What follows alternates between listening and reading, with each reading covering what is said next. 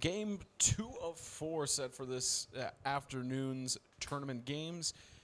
The teams were expecting to face off against each other, but not in the losers bracket, as both of them face elimination, and they've got powerhouses on both sides of the field.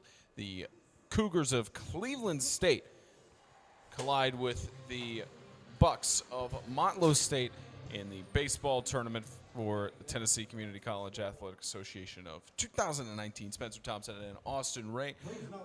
One team has updated their stats as of last game, which is Cleveland State. Motlow has not quite updated their stats yet, but looking at it, they're still both tied for the number one team, the 25th team, 14th team in the nation in shutouts, and both of them still, they're not putting in their starting Foster for the Bucks. He's not starting this game, but he managed to do almost a shutout for 7 innings for the Bucks last night.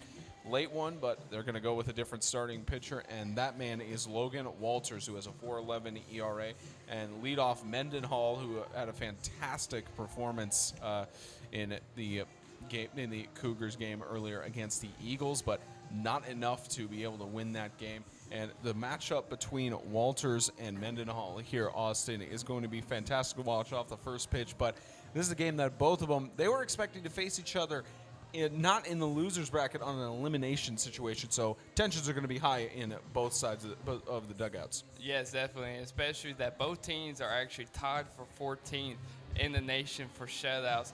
It's going to be a really good competitive pitching game for both of these teams, especially it's going to be a good outbreak for Logan Walters for the 4.11 ERA. He's only given up 3 home runs, and that's the actual total amount of home runs that Tucker Mendenhall has hit. So it's going to be a great competition between them two, with Tucker Mendenhall having a 351 average and a 473 slugging percentage. So it's going to be a really competitive game here tonight, especially with both of those two players competing it out. And so it's just going to be really a great game to watch, and it's going to be exciting, and hopefully that both of these teams will both have high scores and great plays going in. And we take it over with a quick switch.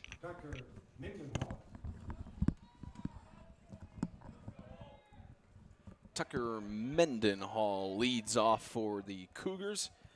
And time for game 2. Time for game 2 of 4 today's games. And another 4 games set for tomorrow, the 2 from the losers bracket in their second round, and a grounder right on the first pitch.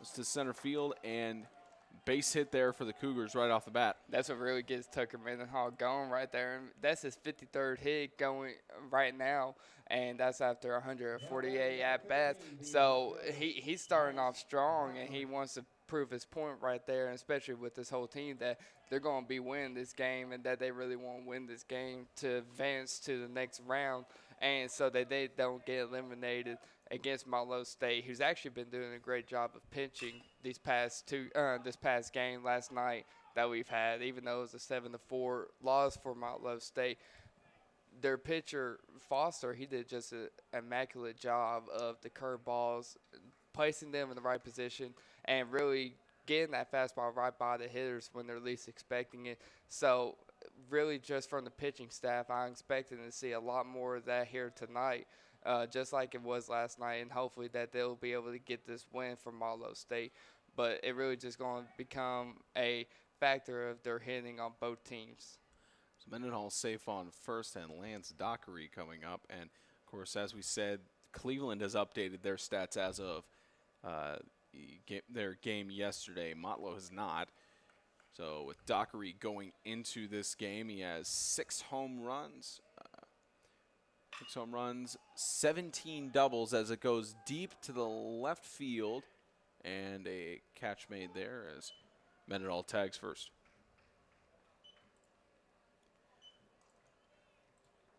So 1 out off the bat. So now Hickman, the DH from yesterday's combined stats with the season. 31 times he's been struck out on a 387 average. The runner on first and his 10 doubles. It's a potential weapon here, the swing and a miss. You could feel the wind on that one.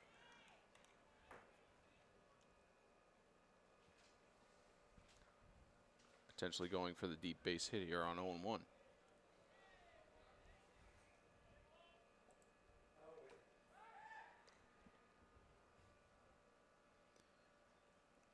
When we saw the Cougars take that tough loss 3-2 against the Eagles, it wasn't 100% that the Cougars were just not on their game. It was just a few mistakes that occurred to lead up to that point. It was, and really, what really counts is the limitations on their errors and how they can prevent those from when they're on the field, and really just making great plays and really just the routine plays is what's really going to get them. Because even though that those are the easiest plays, they're probably one of the hardest plays to even get off. Just because anything can go wrong about a bad bounce or just a different scenario when that can happen. Just so that you just need to be able to get into that routine motion and just practice it every once in a while, every now and then, just so you can keep up with the routine plays, so you can get those easy outs. Now, there was a out on second. The attempted steal was not successful, so nobody on base and a 1-0 count here for Cleveland State in the top of the first. And it's a foul there for Jonathan Hickman.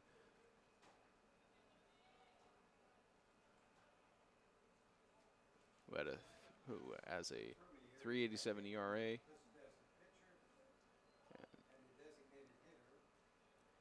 38 RBIs total. He leads the team coming from yesterday.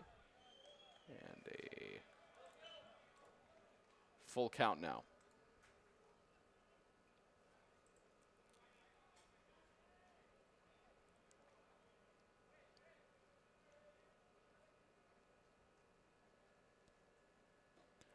Struck him out. So no score for the Cougars off the bat. The Bucks will see them bat in just a moment.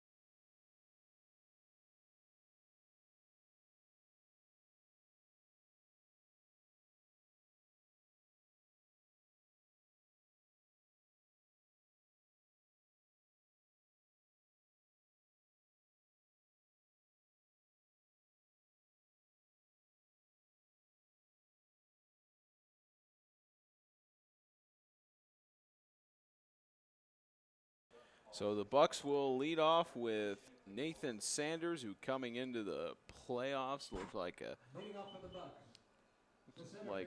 prominent base hitter with 18 RBIs on a 321 average. And Hickman, after being up to bat, he is up on the mound with a total 3.13 ERA, including yesterday's game. Allowed 5 home runs as it sent to the left, fouls into the bullpen.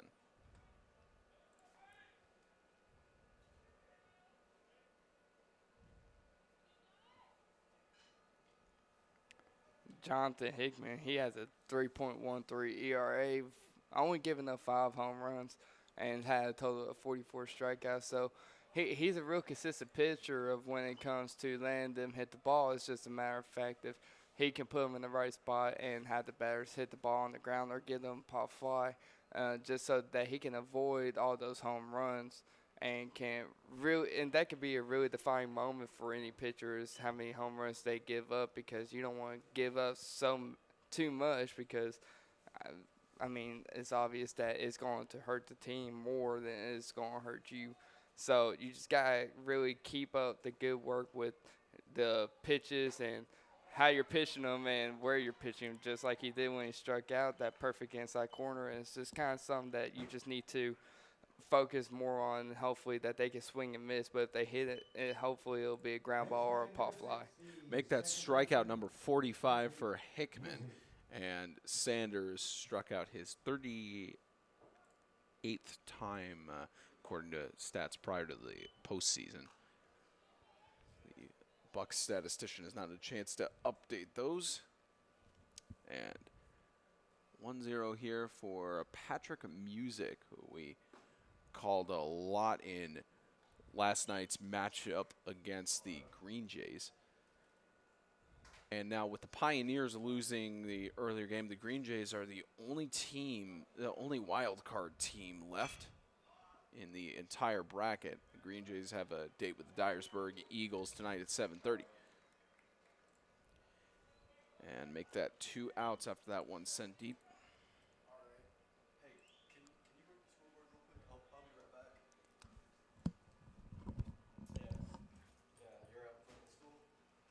Next batting, number 8, the third baseman, Stephen Cullen.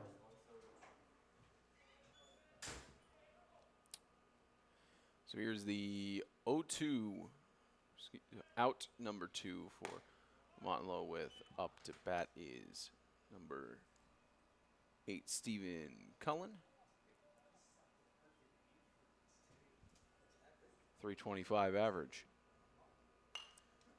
It's a tip on that, 1-1.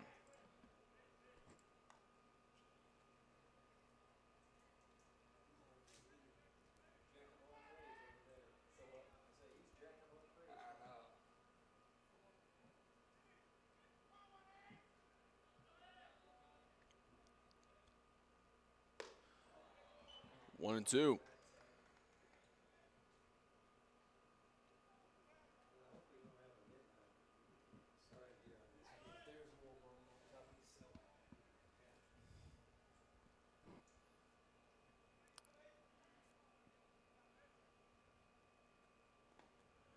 Low pitch for the even count, as the Bucs and Cougars, they did want to play, they did expect to face each other in the second round, but no way near facing each other here in the losers bracket, and chance of being eliminated. One team must go home. Sent deep left. Base hit there for Cullen.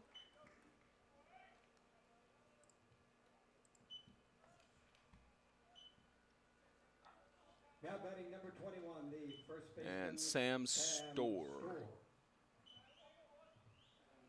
Coming into the postseason, a .373 average and .634 slugging. Behind Cullen for the most home runs for the team. Of course, we've only seen 3 home runs thus far in postseason. And 2 of those coming from C.J. Wright of the Green Jays. One of those in the wild card, and one of them last night. Both runs to the postseason sent deep right. It hits off of the hospitality roof. Yeah, bounces back into the park. It's the 0-1 Storr with 10 doubles, 48 RBIs, tied for the lead of that with Cullen.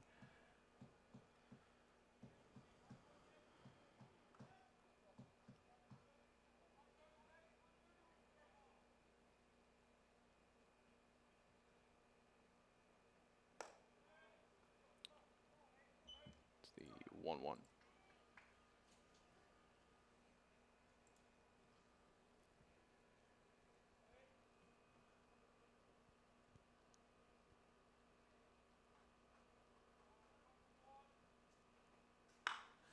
Grounder, first baseman, the diving athletic play to get him out. And that's the end of the first inning. No score for either team.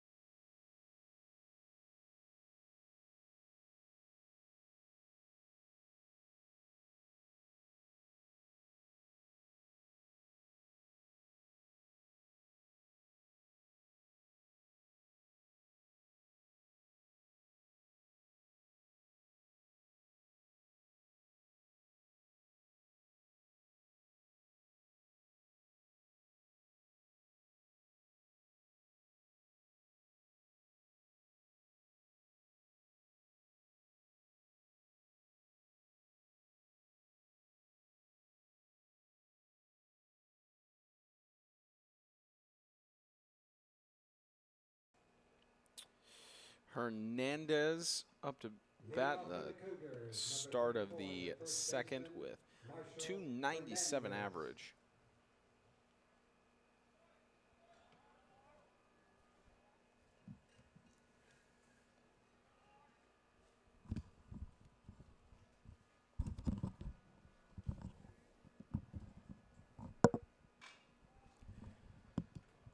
And got a foul there for strike one.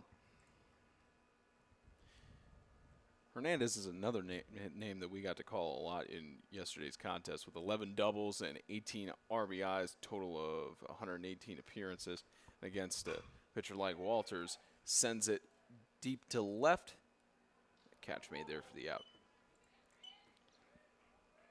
Yeah, he's a great hitter. If he drives one, he'll drive it and he'll get deep, and plus he's fast, so he'll be able to get those doubles easily if he hits them in the right spot.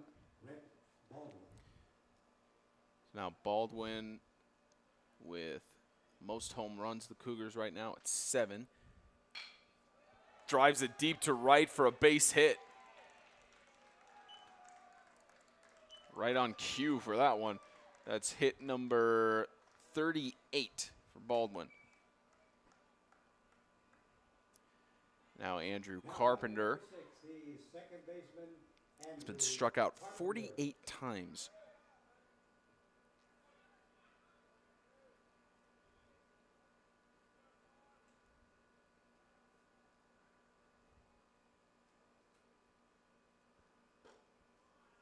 Strike one.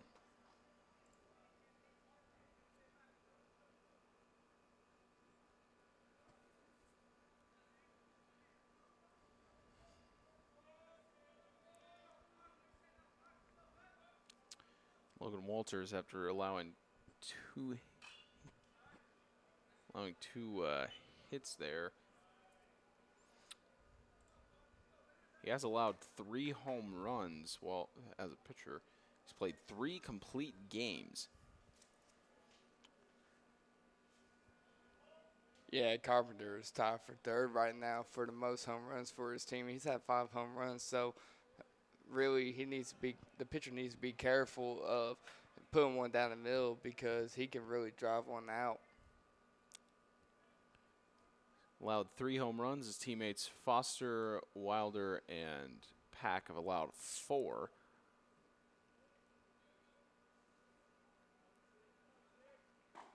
So up there with the strikeout.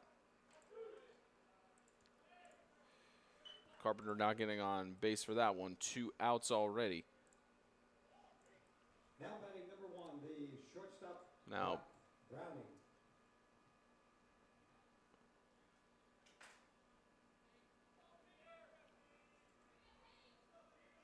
Now here's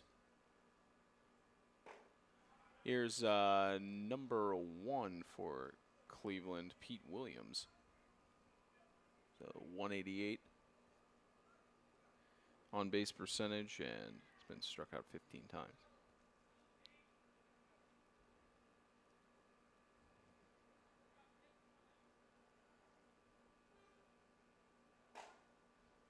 Strike.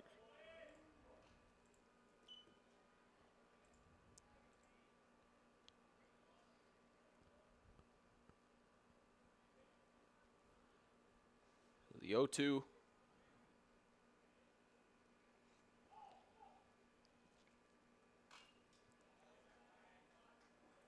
Hits into the mesh.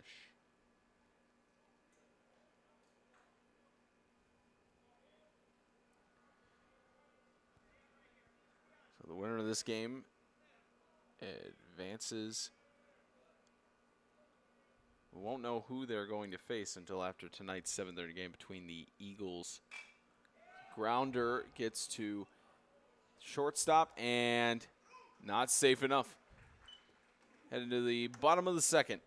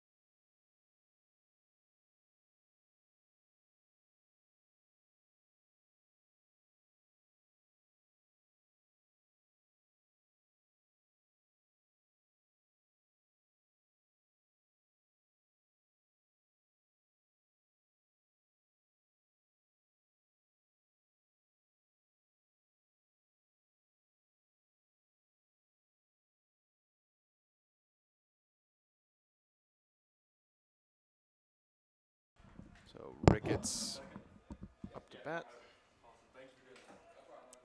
The 324 average, 11 doubles and 6 home runs.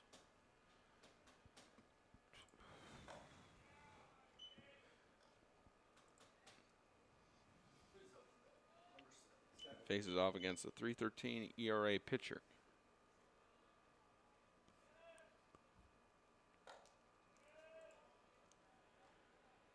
Two 0.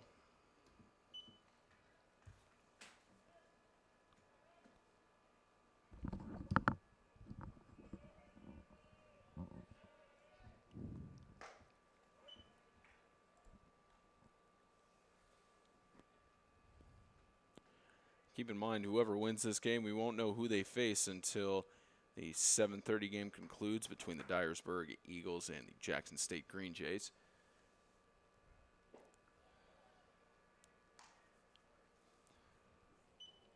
Now the Motlow bench a lot more quiet than they were last night.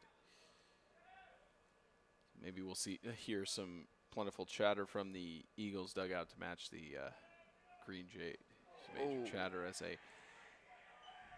pitch hit there. Advance to first.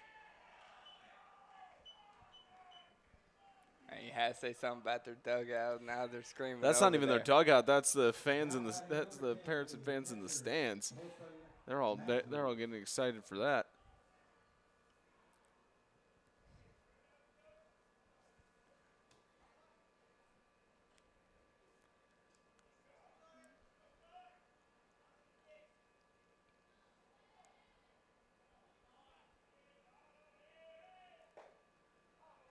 Strike one.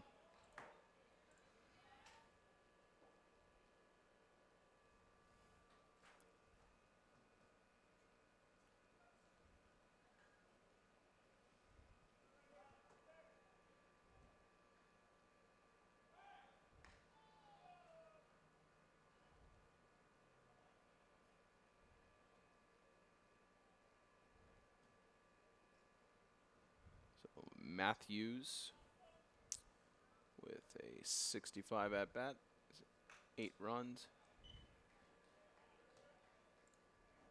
Faces the 0-2, and he's been struck out 20 times on his 200 average.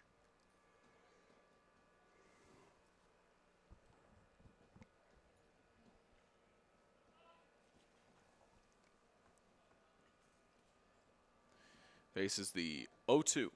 Yeah, Matthews is not one of the biggest hitters of this game, but he can certainly do some damage. He already has 1 home run, so that just shows that he can hit one over, and he does have a 200 average, so he is a little bit inconsistent with getting the base hits or getting himself on base, but he can still do damage worth the while. I mean, Marlowe didn't pick him up just because they didn't think he was good. And grounder tossed to first. It's out and heading towards third. It's a double play.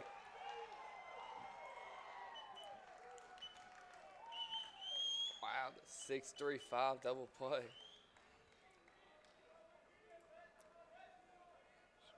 Great work by the defense of the Cougars to get the double play. Now batting number 13, the designated hitter. Now the DH Bondurant, who's 163 average on the regular season, has allowed him to get 2 doubles. Though when he has been on base, he's gotten 5 stolen bases. Swing and a miss there for Bondurant.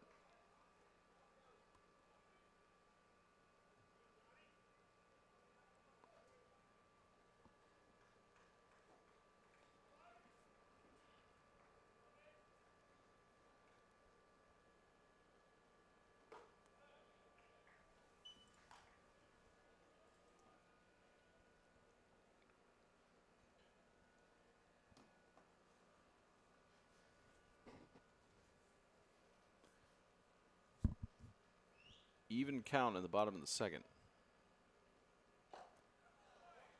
Strike 2. Nathan Hickman is a great strikeout pitcher, and it shows it by the way he's locating his pitches with 44 strikeouts. He doesn't really give up that many hits either. He's only had 48 hits, 28 runs scored on him, and 15 of those runs were earned. So it's just going to really be depending on where he's placing his pitches, and he's kind of close here and there, just missing it on the outside or inside, and just missing on the inside right there. Came close to the batter, but he trusts his pitches enough to know that he's not going to hit him. Him getting close to the strike zone, hopefully, to make the batter swing. And he gets it. Third baseman picked it up, and that's an out. So end of 2 innings, no score yet.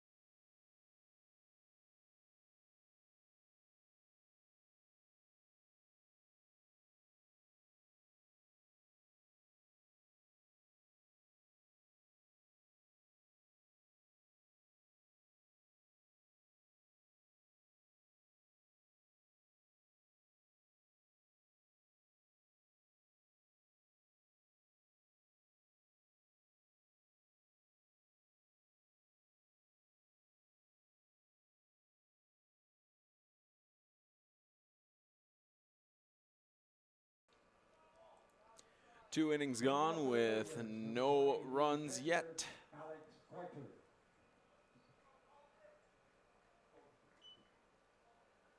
As Coulter steps up.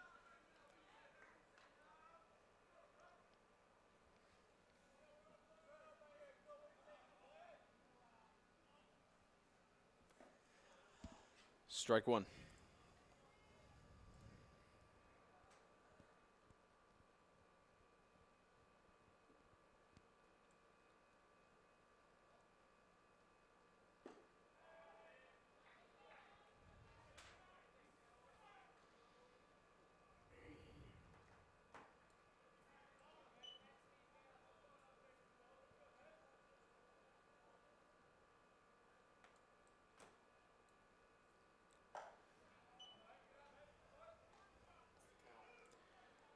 Right now, 1-2.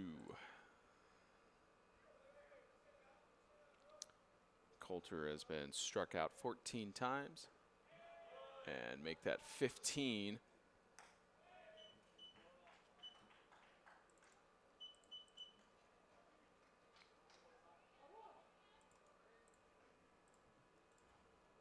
Next batting number 26, the right fielder, Reed Nelson. 54 appearances for the freshman. Nelson has 9 runs and 8 hits with 1 double. Swing and a miss there.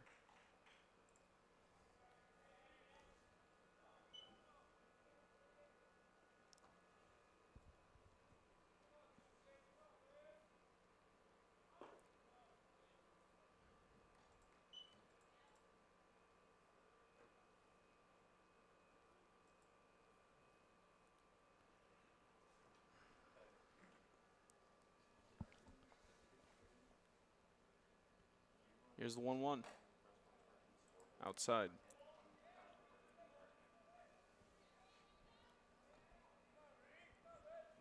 Reed Nelson really hasn't had that many at-bats this season.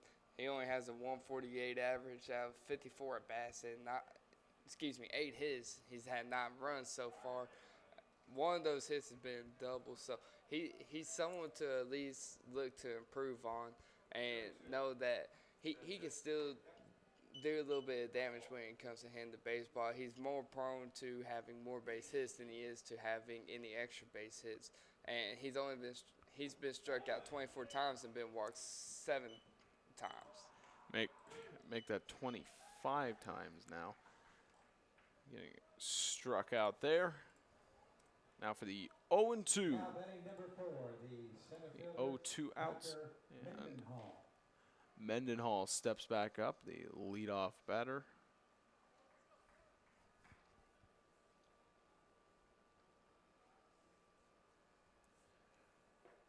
Swing and a miss for Mendenhall.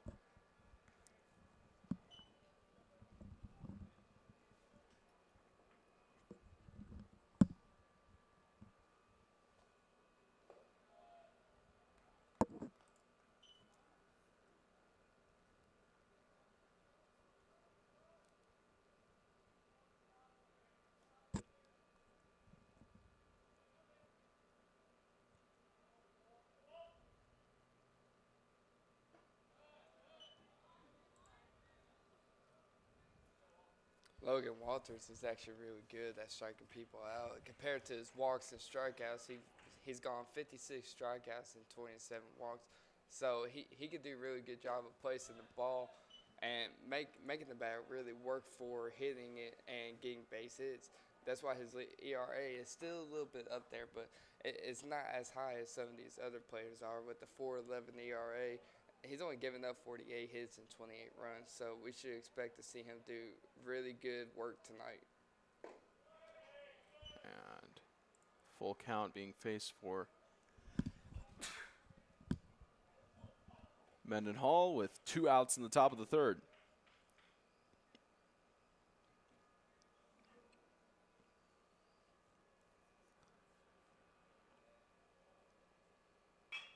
And grounder right to the 3rd baseman, toss over and out. So that's the end of the top of the 3rd. For the Cougars, Motlow back up to bat.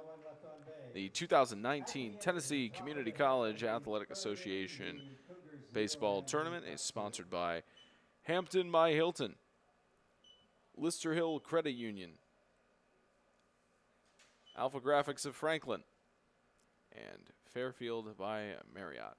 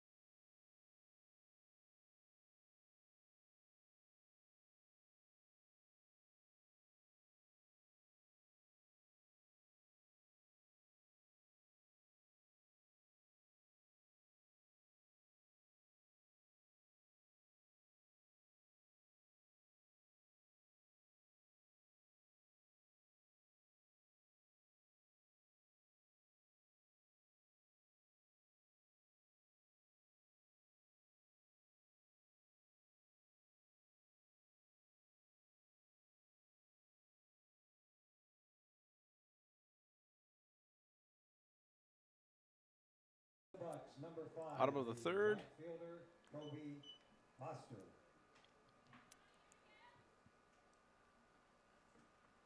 And Foster is up to bat, the starting pitcher from yesterday who had almost an amazing game and gets a base hit in the left field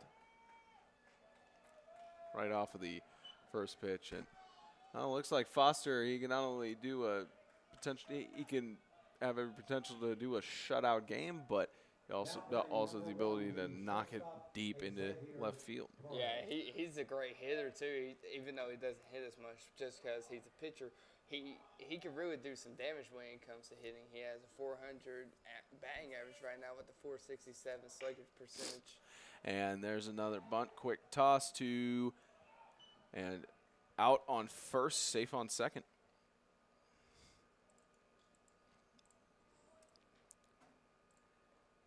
So Foster up on second, and Torres was a big name for us last night too when it came to Motlow. I mean, he was doing just an incredible job of stealing the bases and was doing a great job of hitting too. I mean, he laid down a great bunt to move over the runner to second.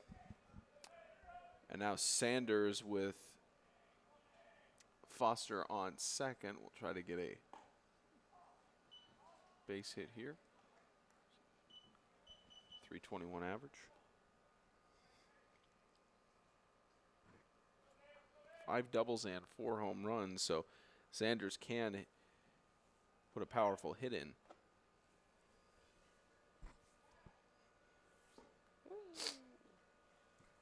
Here's the 0-1.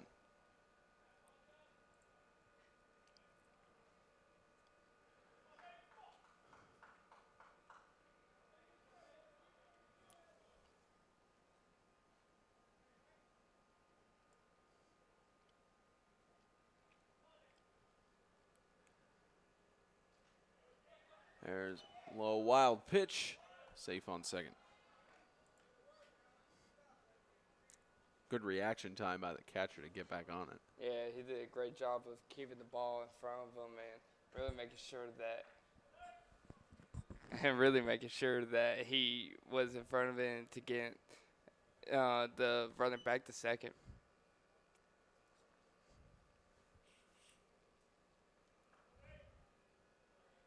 One and two.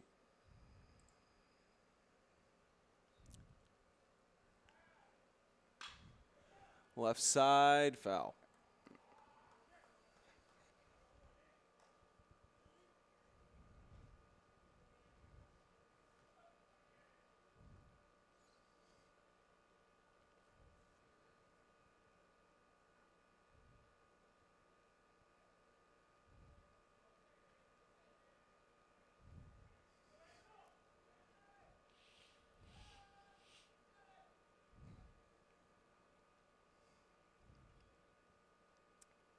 Here's the 1-2 for Sanders.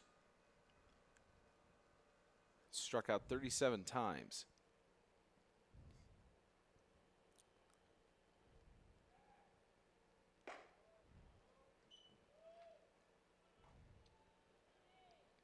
2-2.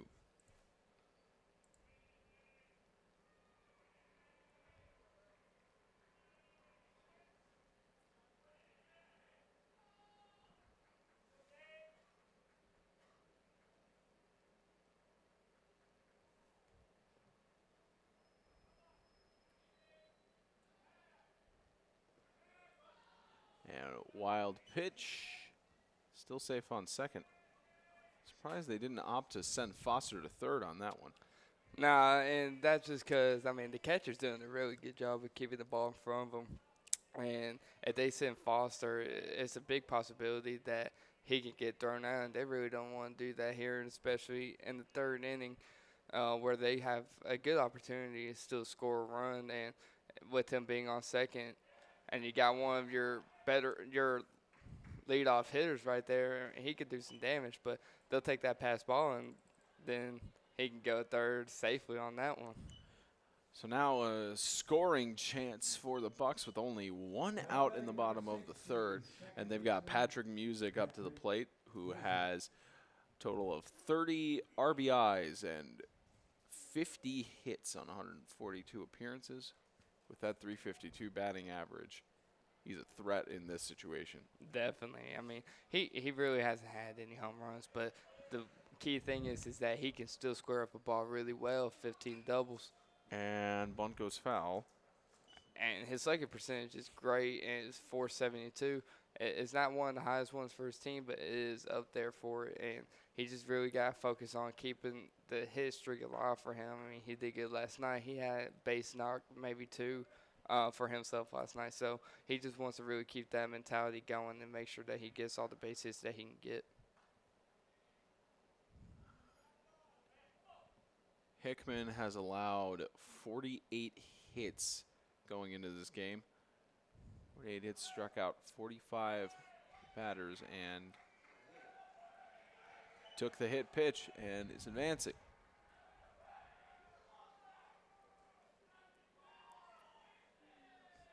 So now bases loaded, an even better chance for the Bucks to strike first with full bases. Yeah, Stephen Cullen up, and he actually leads his team with 11 home runs and 48 RBIs. He's a great factor into this game, and he's going to be able to do his best. He's going to try it. I'm guaranteed he's going to try and put all 4 runs on the board just because it's 1 out right now, and they're getting into their 2, 3, 4, usually their biggest hitting spots. Coach Palacastro not happy with the explanation he got on that. But bases still loaded. I think we've rarely seen a time where a coach has tried to plead their case to the umpire and a call's been reversed. As it's a 1-0 count for Cullen.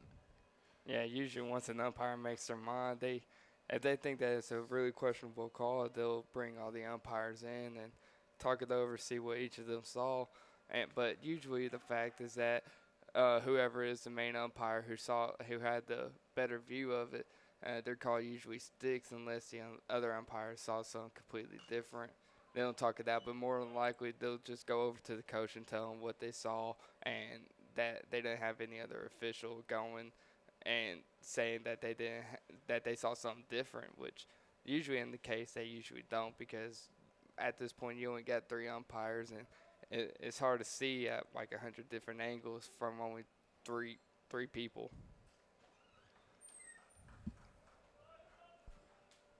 1-1. Full bases. Strike 2.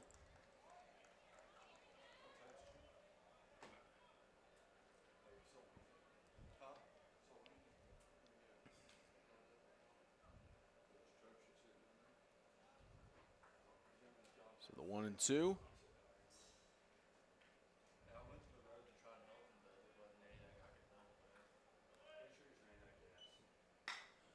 It's a grounder, goes right to the shortstop, out on second, and safe on first, and he's going home. Error going home. The Bucks get the first run. First 2 runs, actually. Get a second one in there. We caught the back end of the first run. Make that 2-0 for Motlow. Yeah, it was a great hit just for Stephen Cohen right there. It wasn't one of the hardest hits, but anything that you can get to go and have the runners advance at any point and get the runs scored on the board is always a good hit. Always counts on the RBI for you, and it just helped that there was also an error to where there was a second run that could score, so that just helped out for Malo a lot more.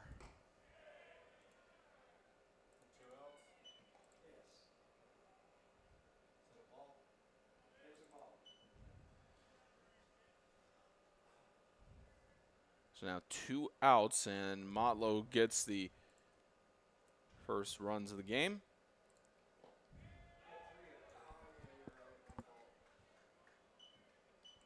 Gets their first 2 outs of the inning.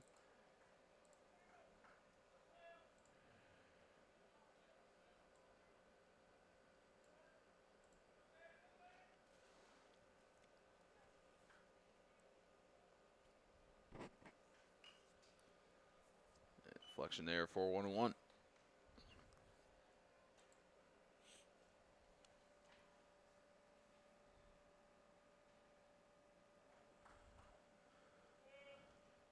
Storer has had a decent run in the playoffs. We've called his name several times. Coming into the postseason with 57 hits and 10 doubles on a .373 average, he's looking like a good prospect.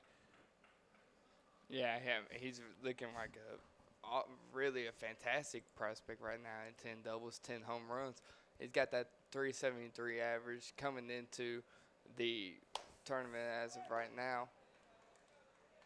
And This is there and struck out. So that's the end of the 3rd inning. The Bucks get 2 runs heading into the 4th.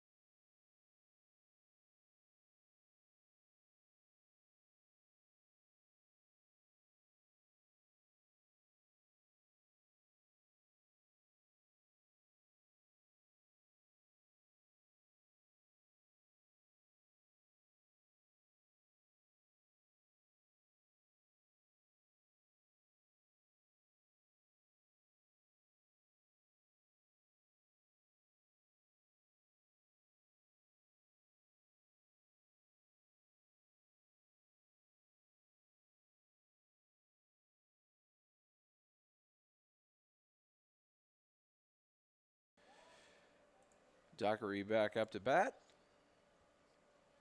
We have the top of the 4th, and we'll see how the Cougars can respond to the 2 runs. yeah, Dockery is one of their better hitters, second overall on the team for home runs, 6 home runs. But he does lead the team in doubles. He has 17 doubles and also leads the team in triples with 3. He has the second most strikeouts for them to 46, have 16 stolen bases and 11 walks. Great slugging percentage, and he can really drive a ball if he could and really make a great effort of producing doubles and maybe even another triple. 1-2.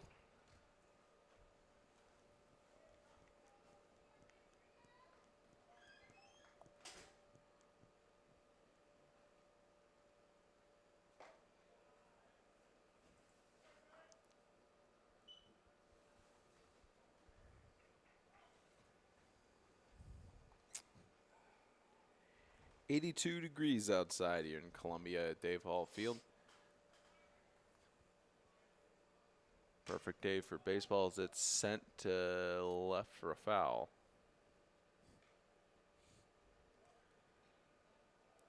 Enjoying the pleasant conditions now. Forecast saying that Thursday is supposed to be a 100% chance of rain. And if that's the case, then the tournament would be over unless they can move the games to Friday, as it's a grounder. Third base makes a slide at catch for it, and out. First base coach even thought that he was safe. It was a really close play. Third baseman's got a really good arm right there just to shoot it over to first and get there in the strike to get the runner out. Now batting number 18, the designated hitter, Johnny Hickman. Now Hickman up, the 577 slugging. Nobody on base here for one out in the top of the fourth.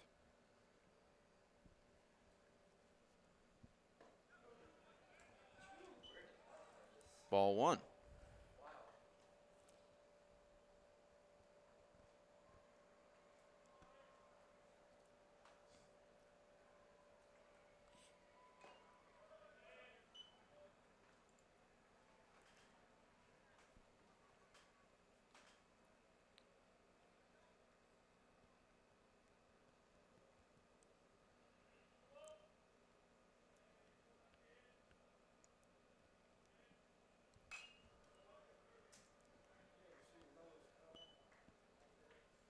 One and two.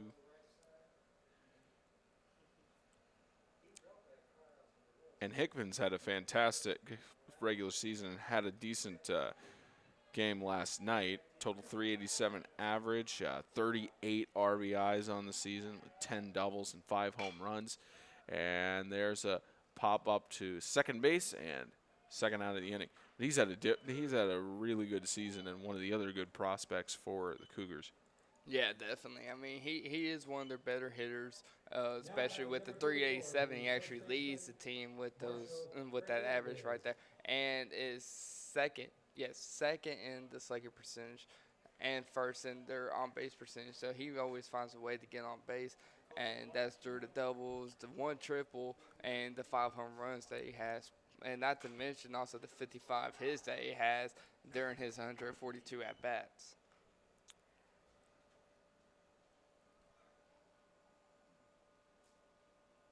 Hernandez, 118 appearances coming into this game. 35 hits and 3 home runs. 297 average. It faces a 1-1 count.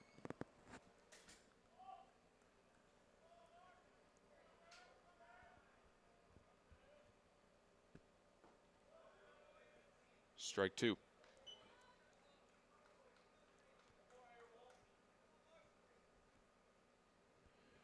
This is game 2 of the losers bracket. Winner goes on to face off against the loser of tonight's game between the Eagles. Oh, and my a huge gosh. hit to left side, and that is gone. 4th home run of the postseason for Hernandez. 4th postseason home run. Hernandez's first home run of the playoffs, and the Cougars have set the lead to half. That was just a fantastic hit right there and pulled the ball perfectly. And he just took it for a ride on there, almost a moonshot. It would have been a moonshot if it was nighttime. We couldn't even see it anymore if that happened.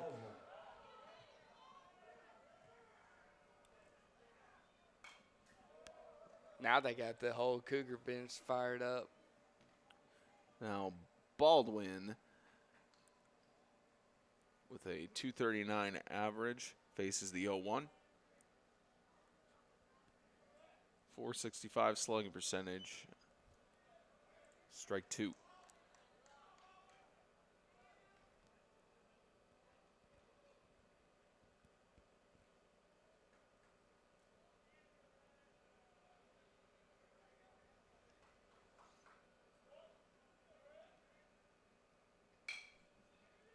piece of it there, going to left field, and the catch is made. The Cougars managed to get a home run with Hernandez, still down by a run. One hit.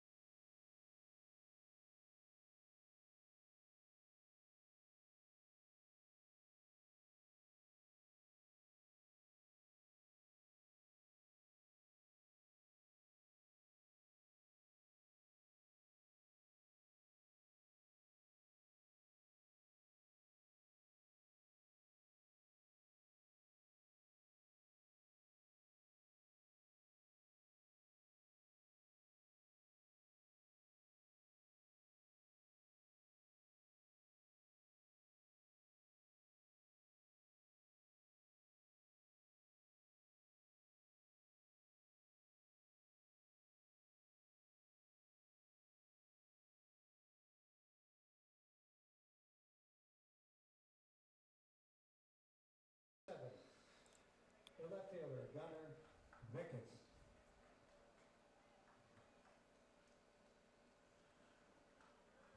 Ricketts trying to respond to that home run in the bottom of the fourth.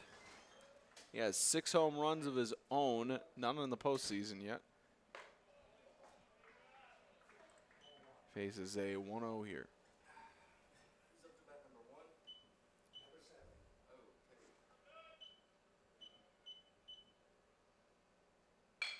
Hits it deep to center field. Catch made.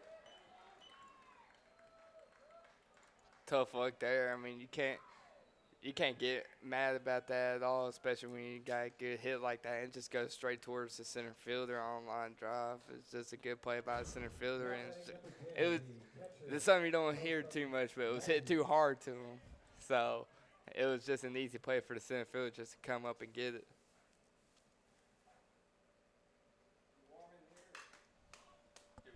Up over for the 0-1.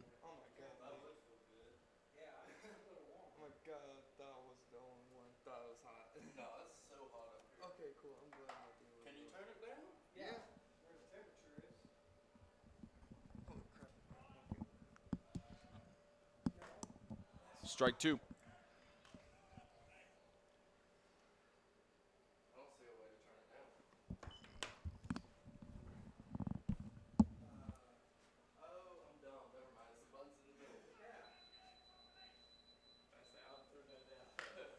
And grounder goes foul.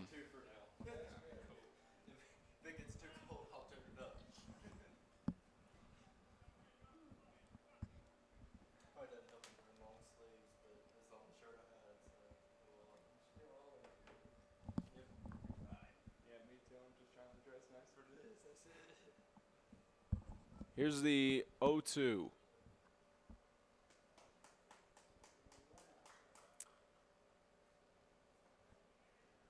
Ricketts lives for another pitch.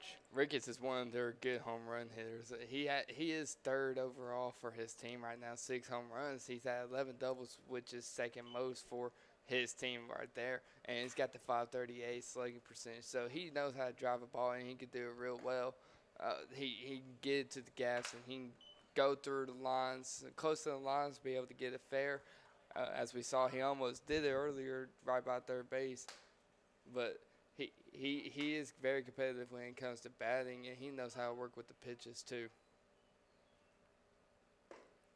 Struck him out. Out number 2.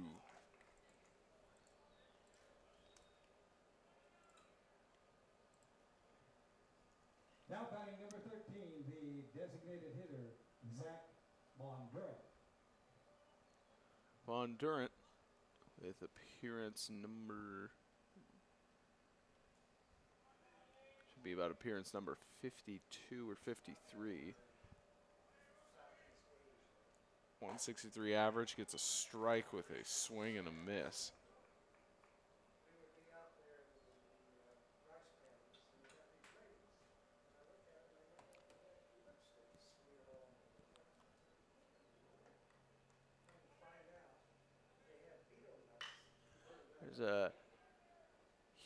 There's a deep hit to left, but not deep enough. So that is the end of the bottom of the fourth. The Cougars get a home run. The Bucks unable to For score. the Bucks, 0 runs.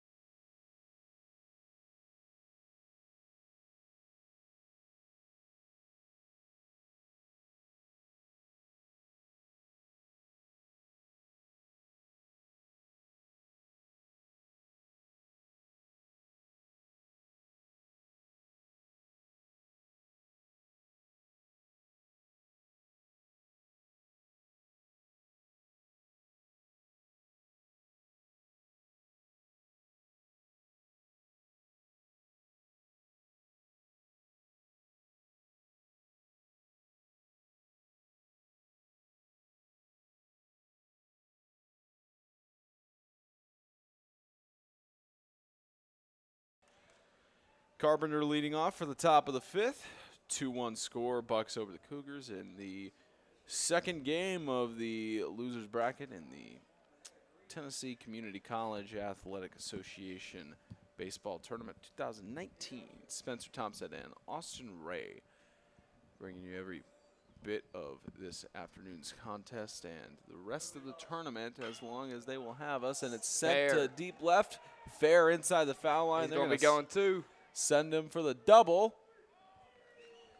And a nice double for the Cougars. Great leadoff double. Really get the Cougars bench motivated right there.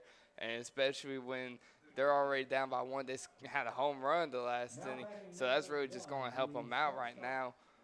And especially with number one at the plate, Pete Williams. He's not one of their biggest hitters, but he's really he's somewhat consistent of getting the base hit. So easy base hit in the outfield could possibly score the runner on second.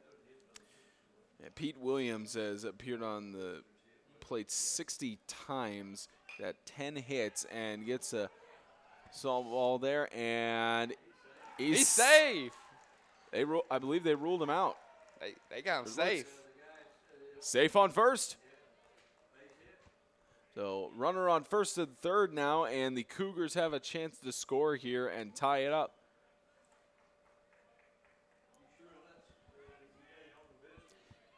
Now batting number 20, the catcher, Alex Coulter.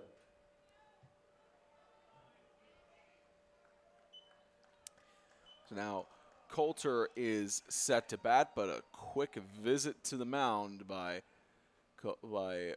Coach McShay. They don't have anybody warming up in the bullpen right now, so probably just a quick meeting and no pitching change at the moment.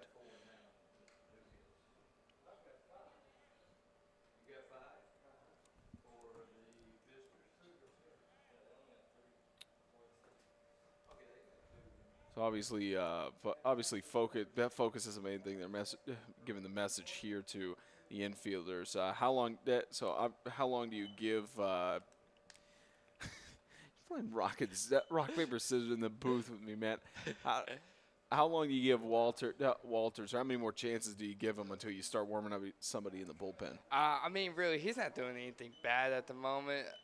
The only thing that he's really messed up on was really just giving up that home run, which cut the deficit down in half. So I'm pretty sure that the coach is not even thinking about doing this, especially knowing that how well that Walters can perform with the 4.11 ERA. They're not really going to be focusing on trying to get another pitcher out there.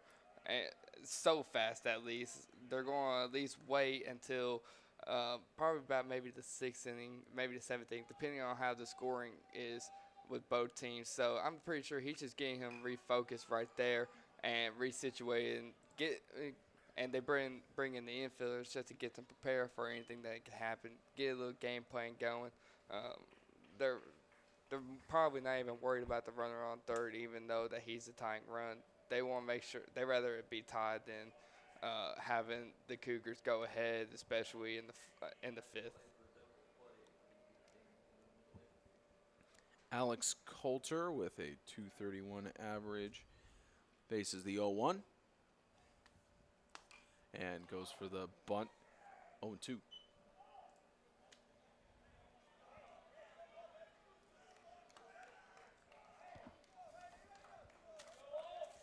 Faces the 0-2.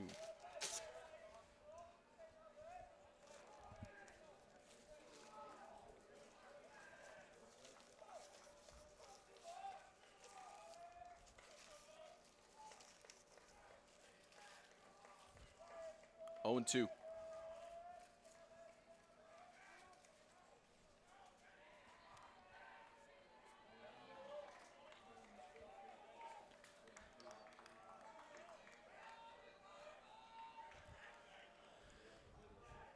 Here's the 0-2.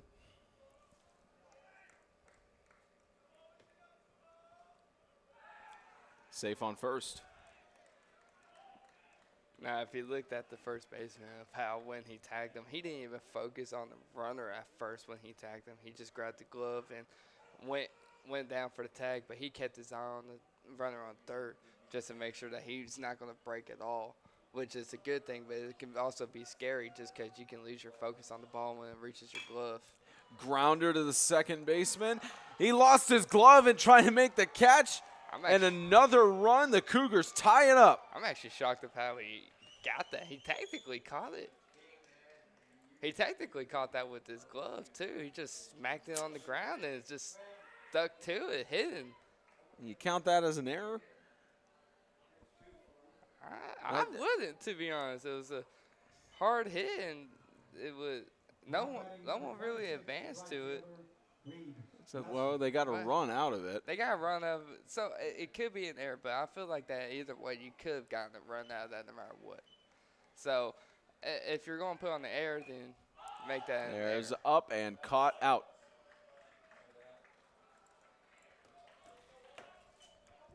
So finally the first out of the inning for the Cougars, and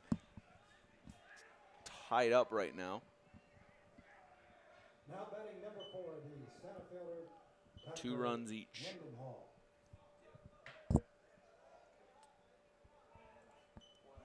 Yeah, now we're back up to the top of the order right here with Tucker Mendenhall, one of the better RBI hitters that the Cougar team has. And sends it out to the right field and stays fair on the line. They're going to send him all the way home for another run. The Cougars take the lead.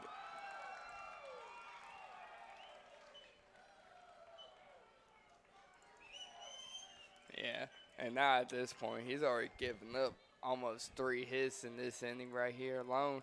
And they already scored twice, and he's just showing shining improvements at this point. It's just a great hit down the right field line, just missing the line to stay fair. And it's just a great hit by Tucker Mendenhall, why he's one of their better hitters out of this whole team. And the amount of luck to keep that in on the foul line, too, just inside of the white.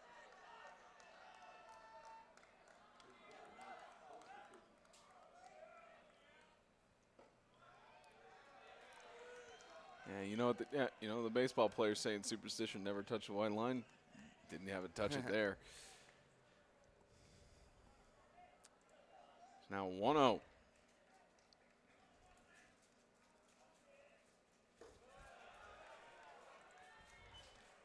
Yeah, Lance Dockery is also one of their other better hitters. Second home runs right now and has 32 RBIs. At this point, he's third for the team right as of right now, and he's got a perfect opportunity to bring it up to where he could almost be second, almost with Rhett Baldwin that it has 38 38 RBIs. So really, you just gotta look for something spectacular coming from Lance Dockery, either a walk or a great base hit, maybe a double, just to bring both of them in. With runners in scoring position on second and third, it's 2-1. As Dockery tries to get something going there, but evens out the count.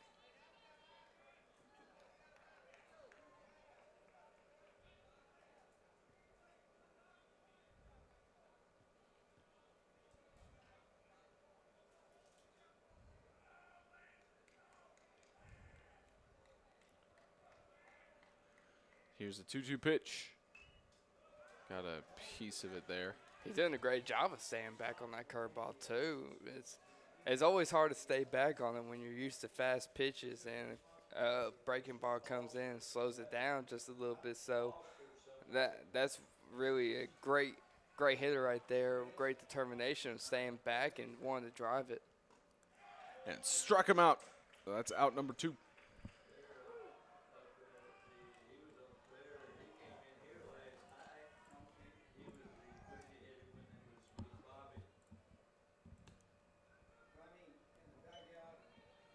Now 2 outs, and Now batting number 18, the designated hitter, Johnny Hickman.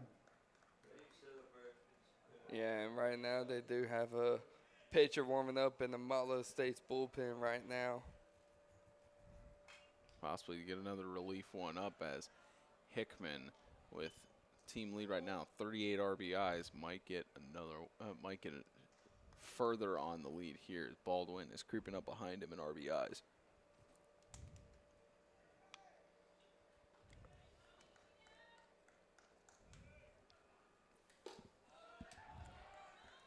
One and one.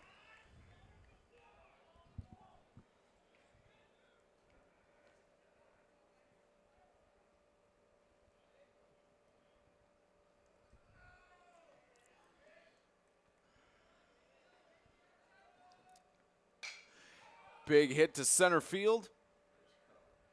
And catch there to end the inning. Big two-run inning for the Cougars. They take the lead over the Bucks 3-2. The 2019 Tennessee Community College Athletic Association Baseball Tournament is sponsored by Alpha Graphics of Franklin, Fairfield by Marriott, Lister Hill Credit Union, and Hampton by Hilton.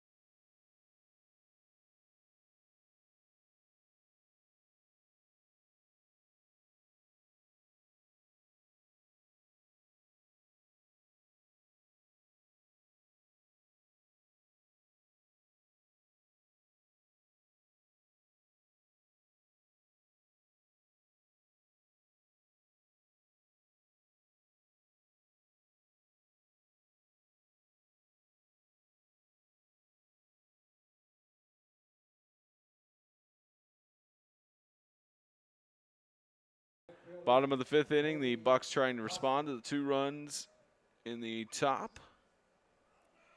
And they have Foster leading off this inning. And the freshman Hickman has only allowed 2 runs thus far when he's been on the plate. Strike 1.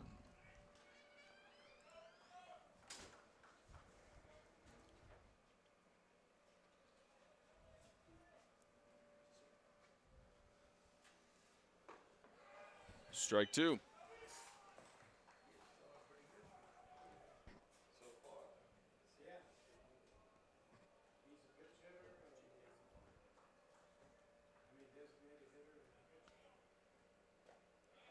There's wild pitch and Oh. safe.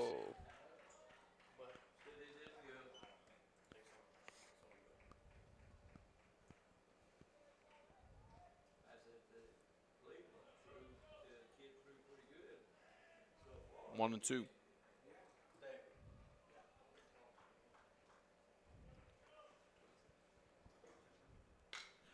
Grounder goes up, fair outside the foul line. Heads to get a double. You talk about how sometimes you get lucky deflections like that. That's one instance of it. Yeah, and third baseman, he had a quick reaction on it too. Just couldn't get the glove down in time to go for that backhand, and potentially got Foster out. But Foster did a great job of staying back on the ball, powering through, and making it to where that he can get a stand-up double easily. So Torres back up. The 248 average and 14 RBIs.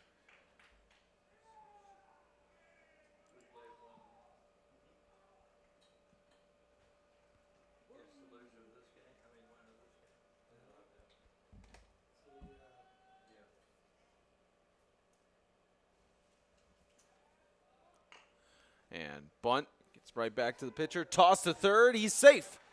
Safe on first and third, and the Bucks have a chance to tie it up.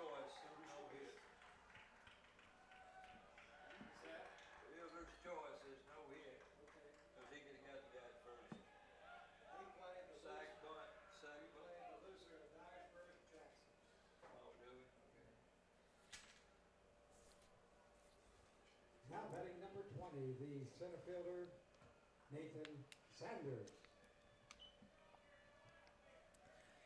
Now Sanders with 18 RBIs.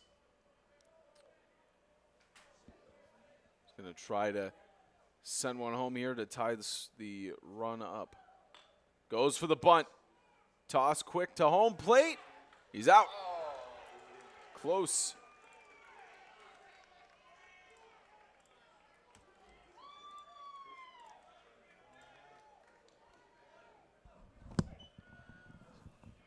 So runners now on at first and second, and only one out for Motlow. It looked as if that Foster had his hand in there just in time, right under the tag. I don't think that the umpire got the best position of what he was trying to look at, so he just had to make the best call he could and just call him out. But only one out, and Patrick Music with 30 RBIs gets a hit to right field. Looks like they will tag back. So 2 outs.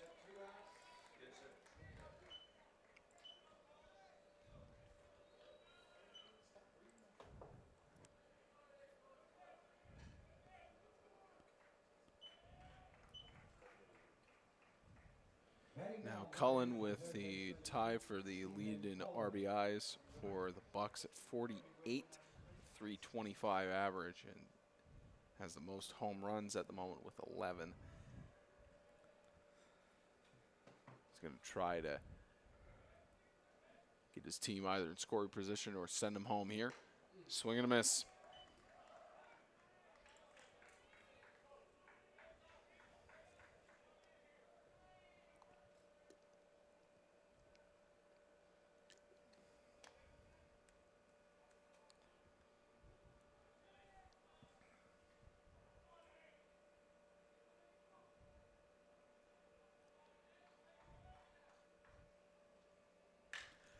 It's at deep left field. It's going back towards the wall. Back, home gone. run!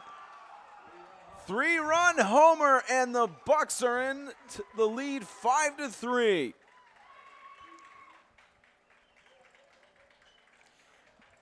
Make that home run number 4 of the postseason. And number 6 for Jonathan Hickman. He just pulled on that ball as hard as he could. and really he just did a great job of putting it right over left center field wall, and that's number 12 for Stephen Cohen right there. And he just did a great job of attacking that ball, saw the pitch that he's been looking for, and just took it way over the fence.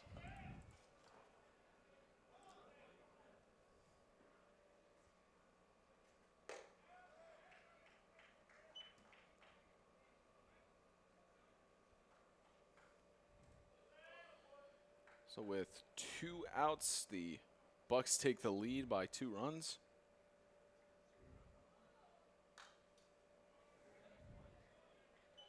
Yeah, 1-1.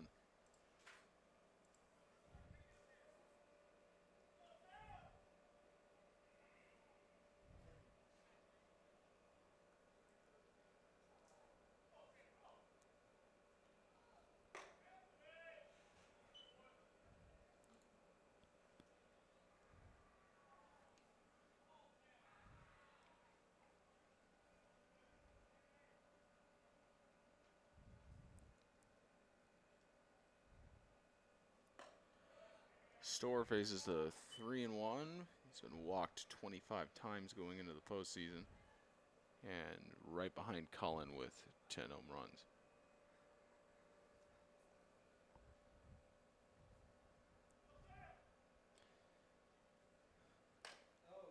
And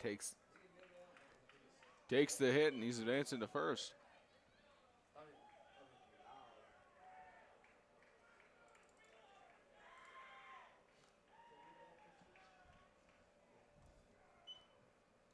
Now betting number 7. Ricketts back up to the plate. Gunnar Ricketts.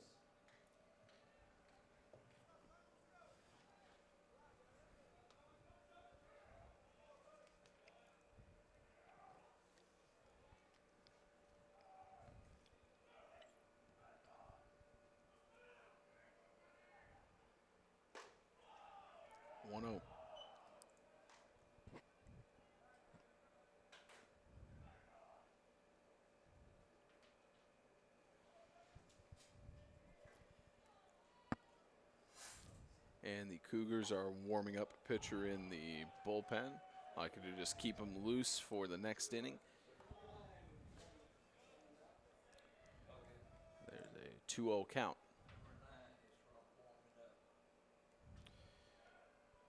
Right now they've got Justin Morris warming up as a deep one goes to center field, and that'll end the inning. The Bucks take the lead with a 3-run homer. Lead 5-3 going into the 6th.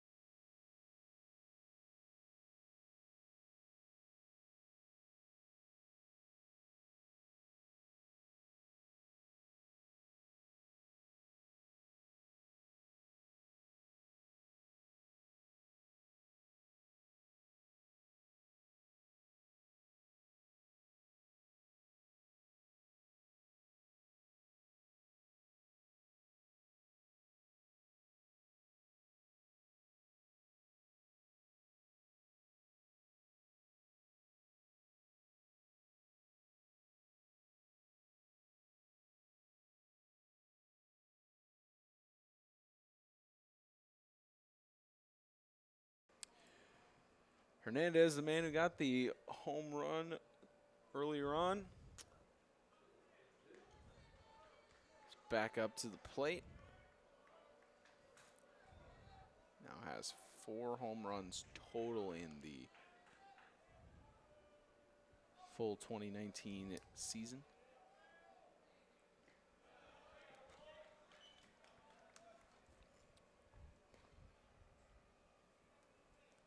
Walters has been doing good so far within these past 5 innings.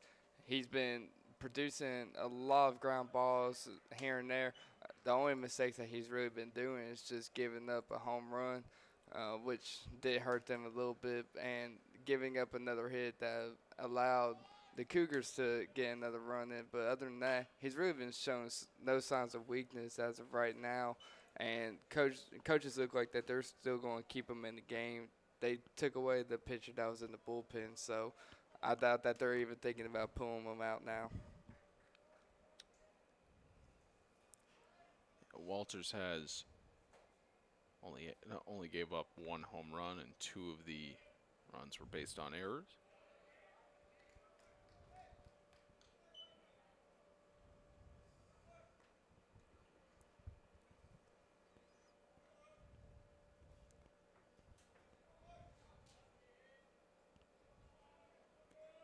It's a 2-2.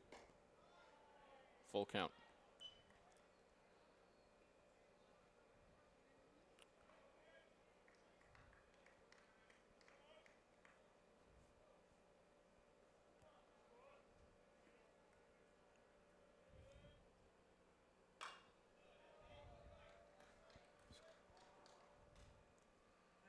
Hernandez faces a full count against the same pitcher who gave up the home run to him earlier. He has 11 doubles as well and 1 triple.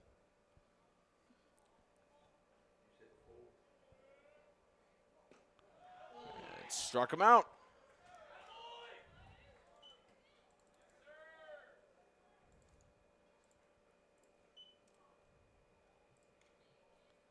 Now batting number 23, the third baseman, Rick Baldwin.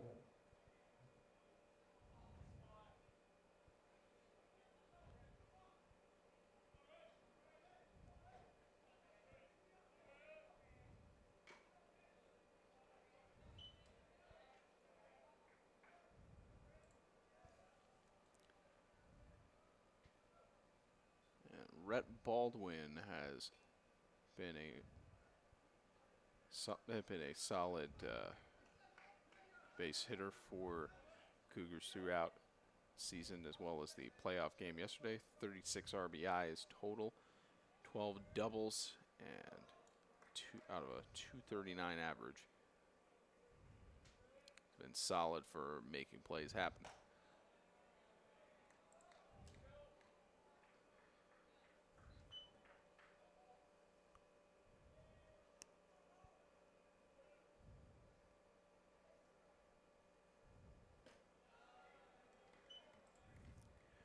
Top of the 6th, it's 2-1 with 1 out.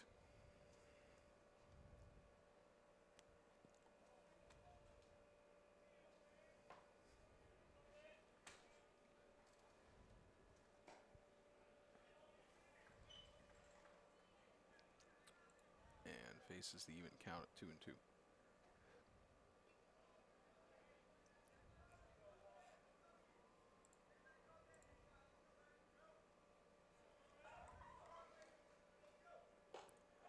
And struck him out.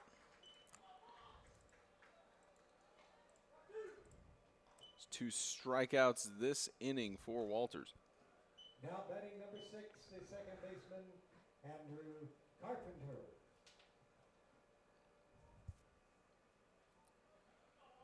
Carpenter with a 315.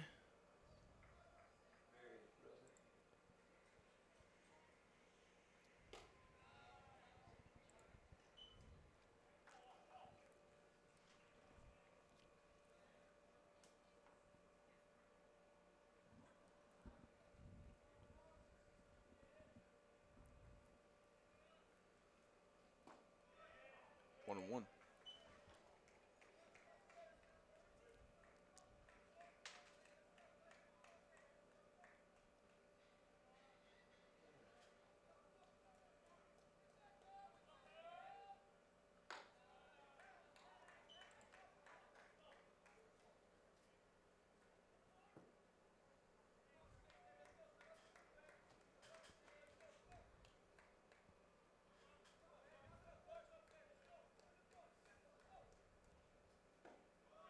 Strike two.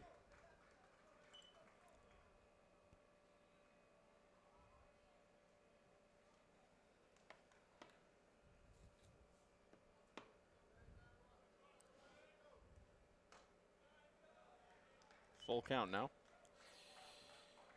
Carpenter has been struck out 48 times and walked 22 times at bat. 5 home runs, 9 doubles on a .315 average. And they'll walk him here.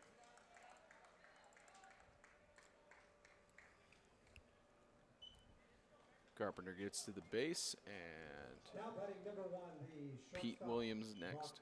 Browning.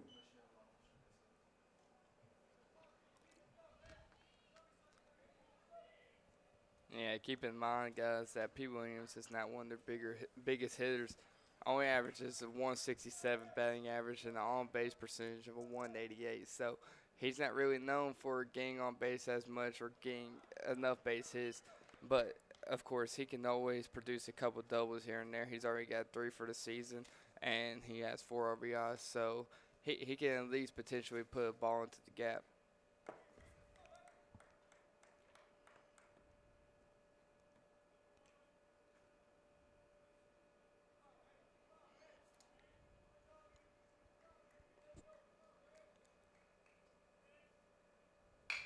And there's one in the gap to second base, out, and that's the end of the top of the 6th. Bucks coming up to bat.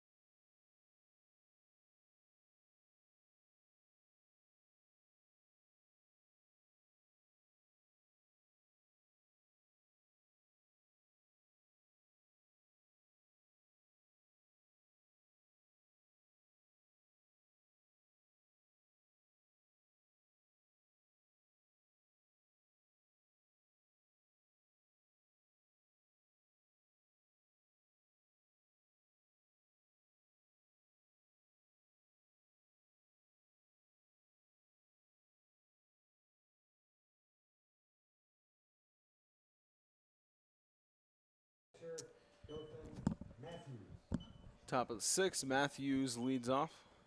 Excuse me, for the bottom of the 6th, Matthews leads off for the Bucks, trying to increase their lead.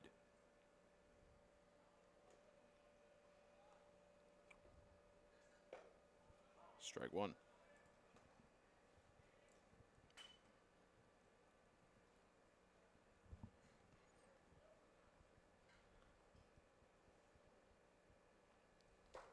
Strike two. Keep in mind, Matthews on 200 average. He's been struck out 20 times in 65 appearances. And make that strikeout 21.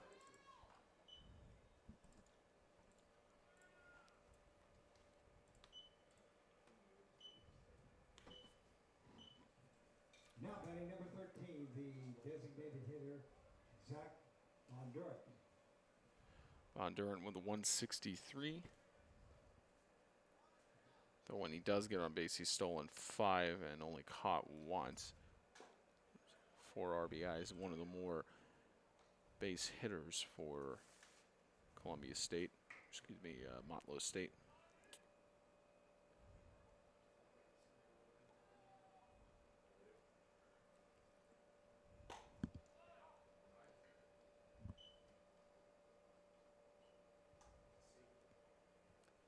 1-1.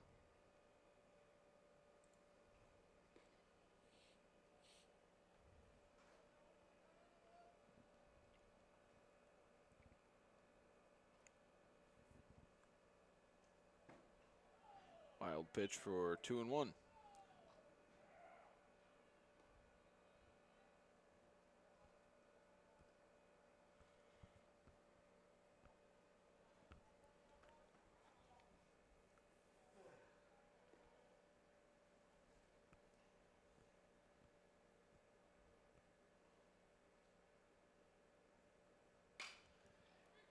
Hit to right field. Second out.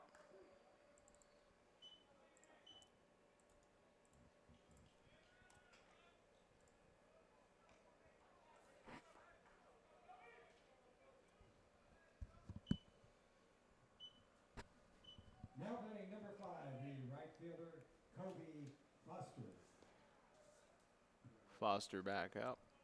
He's only been coming into this game, coming into the tournament, only his 15th appearance at bat. Did not bat at all yesterday. Probably about his 18th appearance, 100 average. Struck out 7 times, 5 walks. But hasn't managed to help with 5 RBIs as that grounder goes foul.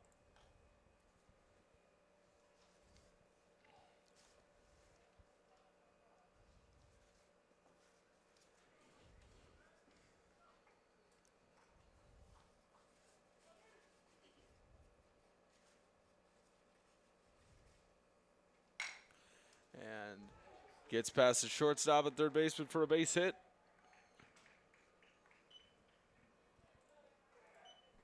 So Foster for the Now single. batting number 1, the shortstop, Xavier Torres.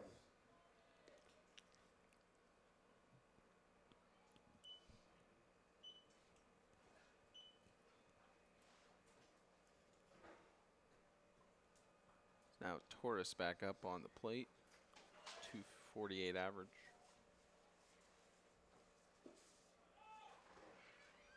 Low for the 1-0.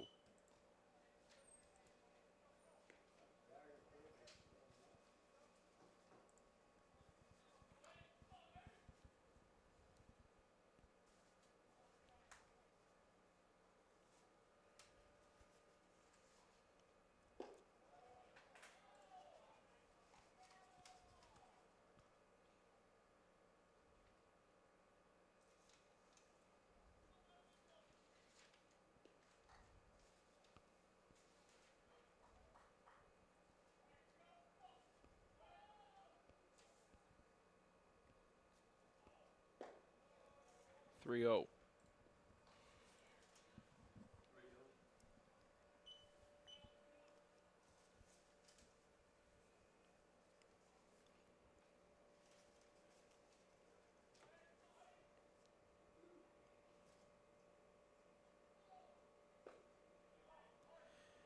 Strike 1.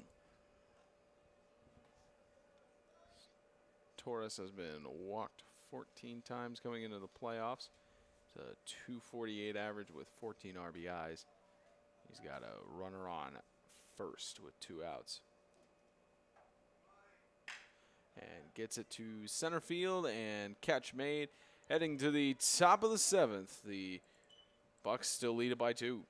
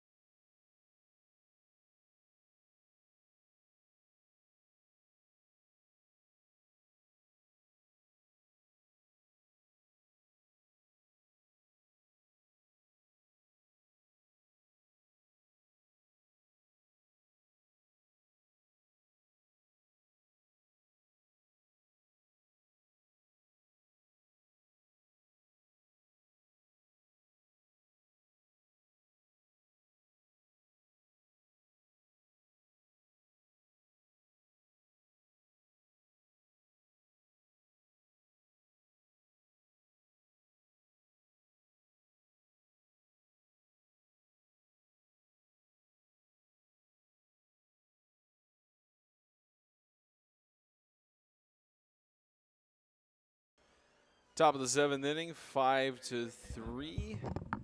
The Bucks still leading over the Cougars, trying to advance to the next round, and the loser will head home. Either the Cougars head back to Chattanooga or the Bucks head back to Motlow. Excuse me, the Cougars head back to Cleveland. As a grounder gets past the shortstop, he's going to head to first for a base hit. Love the intent there by the shortstop right there. Way to put his body on the line and almost get the ground ball. Coulter gets the base hit, and next up, Reed Nelson. 54 at-bats with a double, and he's been struck out 24 times, a 148 average.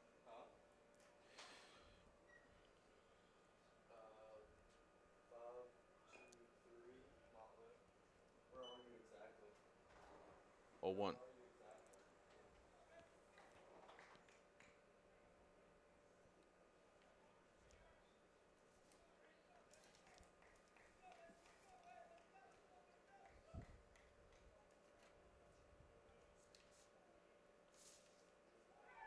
Safe on first.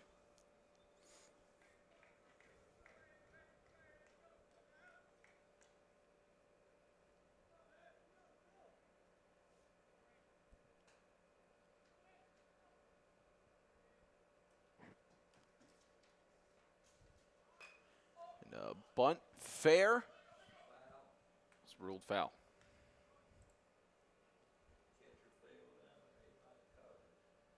Oh, 2.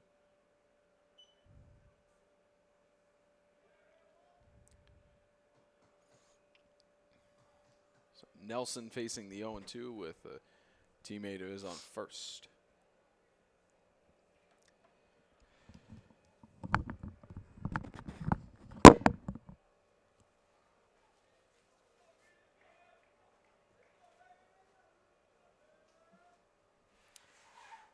Nelson outside for first ball.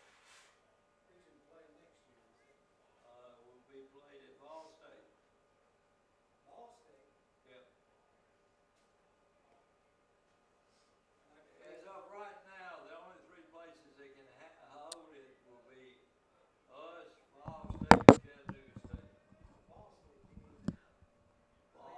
B-O-L, I got it. Ball 2. Volunteer State.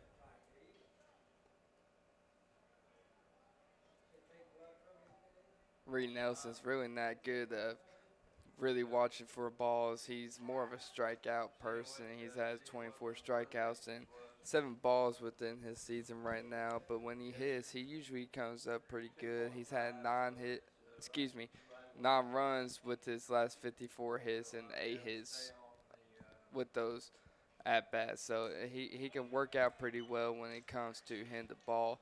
But you just really got to make sure that he does not swing for any outside pitches and gets another strikeout. And he's got a full count now at 3-2. No outs. Runner on first. And they'll walk him. Now runner on first and second.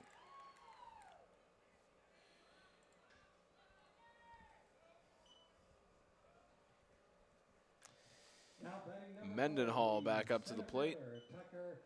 Another reset of the batting order. He's got a 351 average.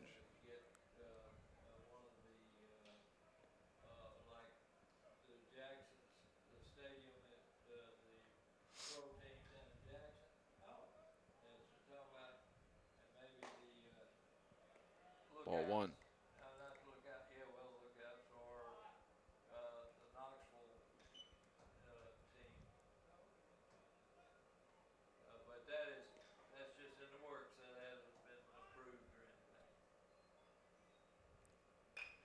Bunt on the baseline and safe. Bases loaded.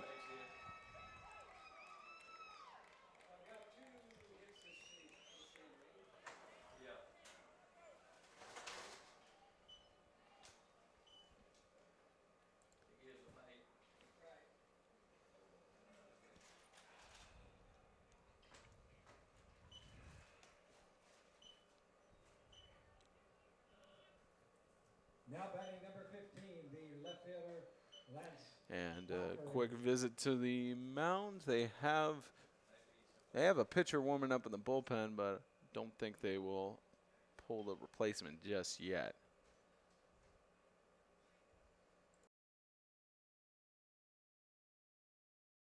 Was saying that he wants this and he wants this ball. So the coach might give him a little leeway of just keeping him out there and probably won't pull him, but there is always that possibility that he could get pulled. So we just have to see after he break up from the mound.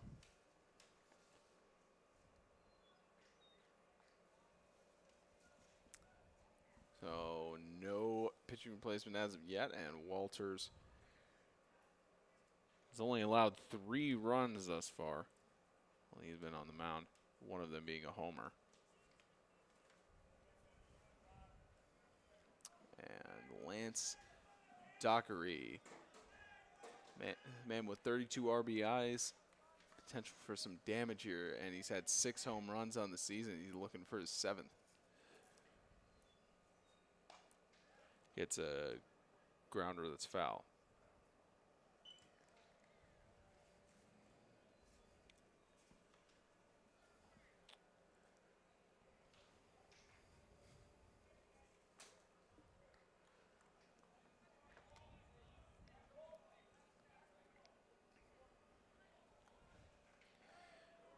So the 0-1 with bases loaded and still no outs for the Cougars. Swing and a miss, 0-2.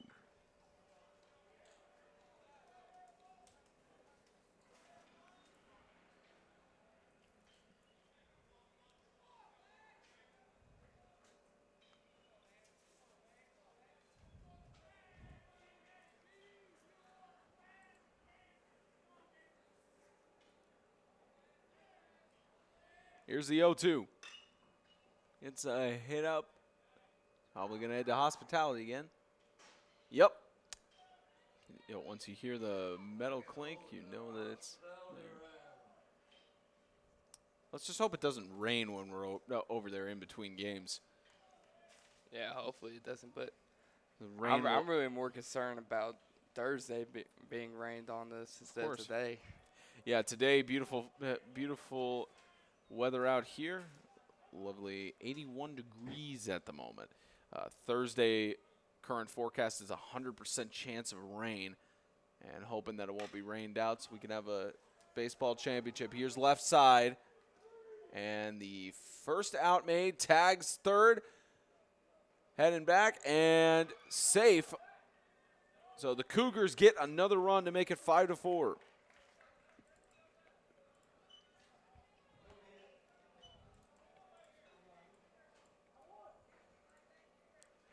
So make that 5-4. The Bucks lead shaved down to 1 run with a runner on first and second.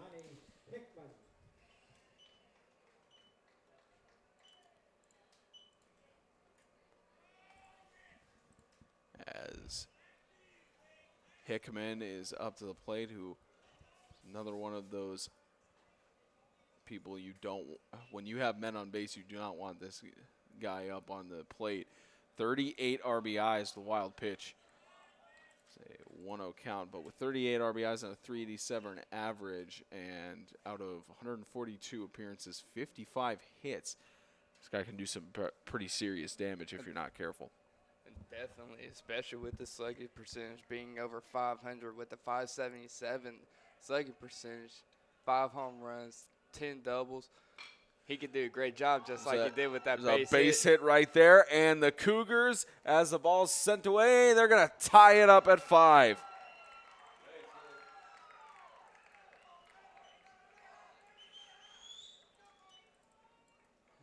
And now we go to the person that hit the first home run in this game, Marcio Hernandez, too. Hernandez struck out the last time he was at the plate. What's the story here in the top of the 7th? Really, he's going to be looking for him to drive. He's going to want a repeat of what he did back in inning number 5 with that home run to really get the Cougars going. And It looks like Motlow. They've got a pitcher in the bullpen. Not sure if they're going to make the change just yet. Likely they're going to. That's their second mound visit.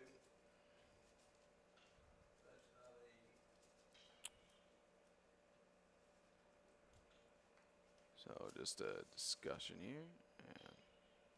And yep, pointed towards the bullpen. They are going to make the change.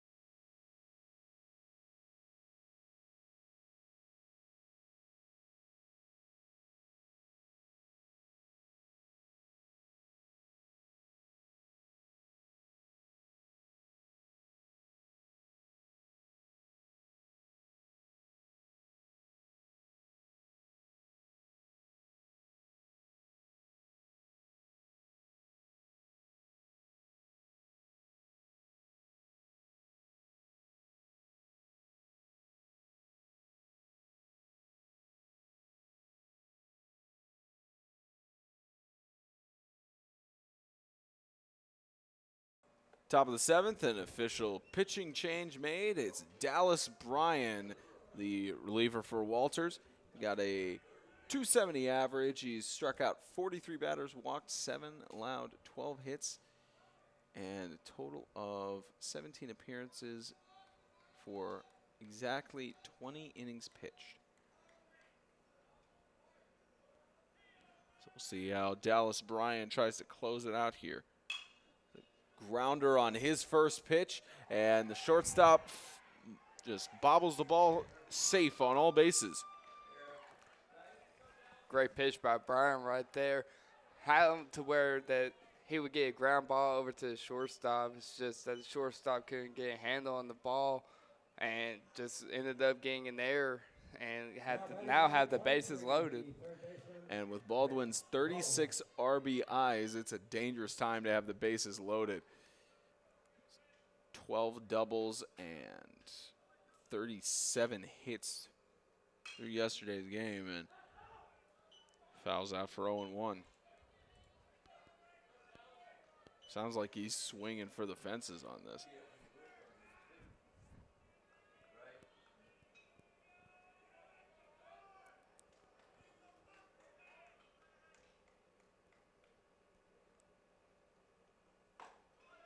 Strike two.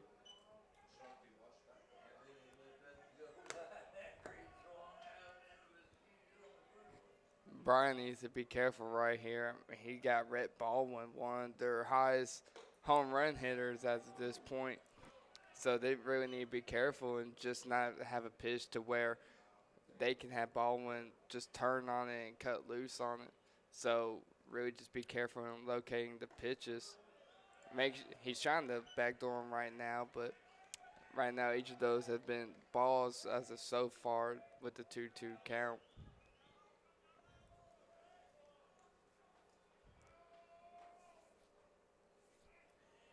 Here's the 2-2. Wild pitch. Full count now.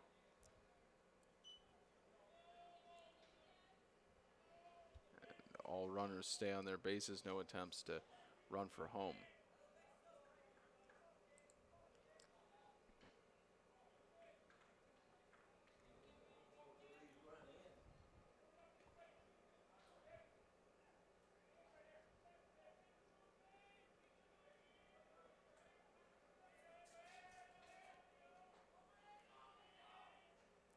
Gets a hit to left side, foul. Bounces into the dugout. Full count here. Baldwin is waiting for the perfect pitch to come so he can try and get some power behind it.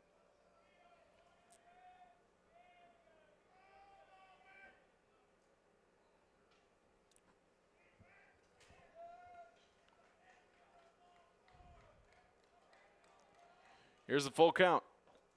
Low, and they walk him, and the lead goes to the Cougars by a walk.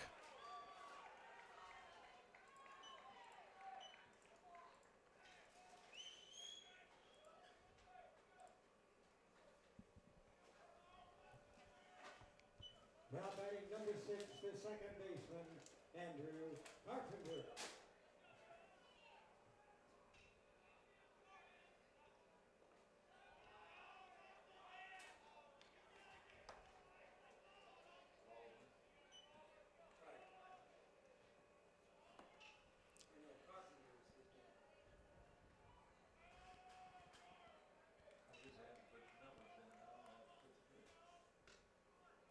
Strike one.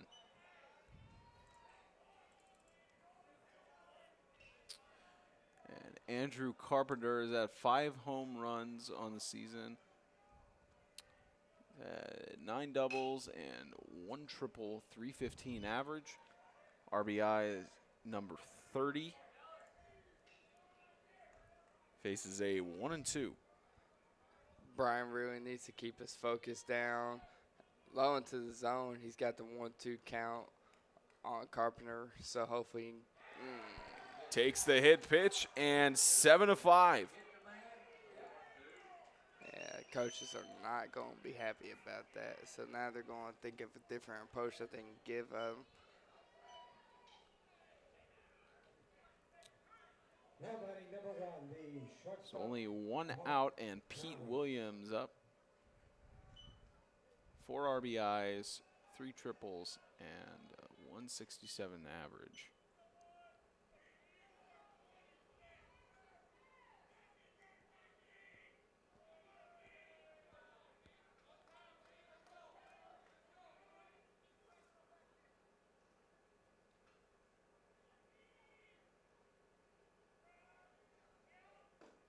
Swing and miss. Luckily for Brian right now, he's got Pete Williams. He's not one of the biggest hitters, so what Brian can do is pitch out. And if he gets a base hit, then that's a good job for Pete Williams. But if you're going to be pitching to a player that hasn't really had that many at-bats, then you might as well just go ahead and go for him. See if you can force him to make a ground ball or anything like that just to get a double play and get out of the inning. And struck him out. So now 2 outs in the top of the 7th. Already 4 runs for the Cougars.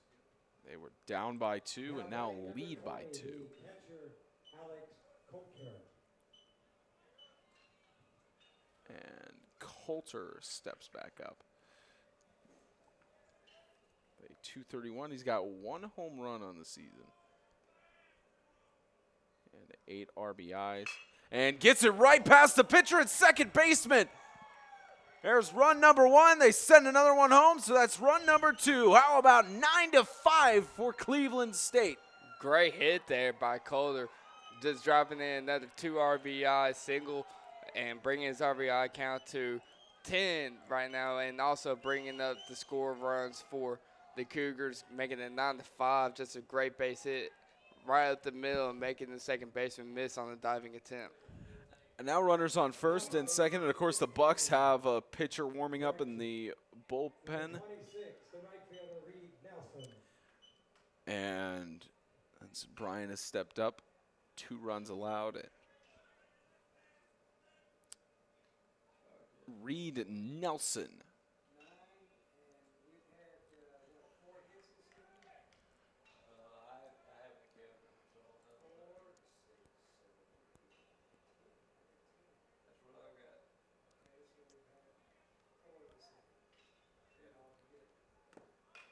And bunt there goes foul. 0-2. If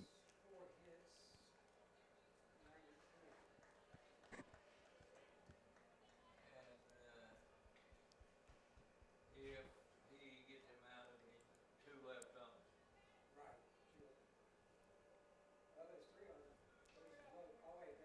That's a coach down there. 2 runners on base, 0-2 count with 2 outs. The Cougars now lead 9-5 over the Bucks, trying to be the 3rd team to pull off an upset as the lower seed beating the higher seed. And strikeout. That's the end of the top of the 7th, and we head to our shout-outs portion with the 7th inning stretch. So we asked the people on YouTube that are watching this game right now if they want to give a shout out to any of the players or just want a shout out for themselves. Today we only got one shout out from Noah Williams, and she says that she wants to wish her brother Pete Williams, number 1 for the Cougars, a happy 20th birthday. So from your sister and from us, happy birthday, Pete Williams, and we hope that you do good during this tournament. What a perfect day for his 20th birthday, leading 9-5 and potentially moving on to the next round. The 2019 Tennessee Community College Athletic Association baseball tournament is sponsored by Alpha Graphics of Franklin, Fairfield by Marriott, Lister Hill Credit Union, and Hampton by Hilton.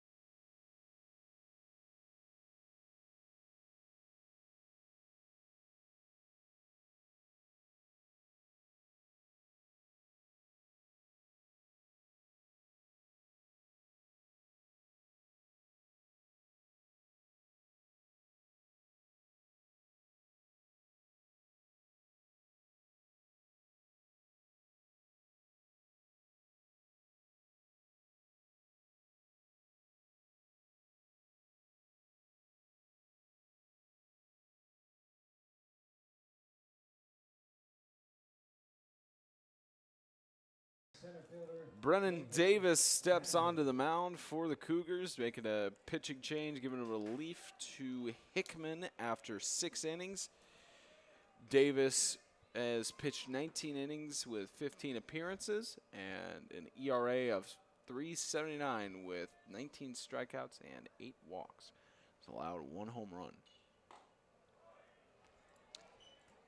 Yeah, watching Brendan Davis warm up in between innings, he was really shooting for the right-handed side of the batter box, really working his way on the outside for left-handed hitters, which a lot of hitters for Milo State are actually left-handed hitters. So he's going to be trying to focus on putting it outside, but just in enough for his pitches to become strikes. And grounder caught by the first baseman. Quick toss. Can he get it? Yes.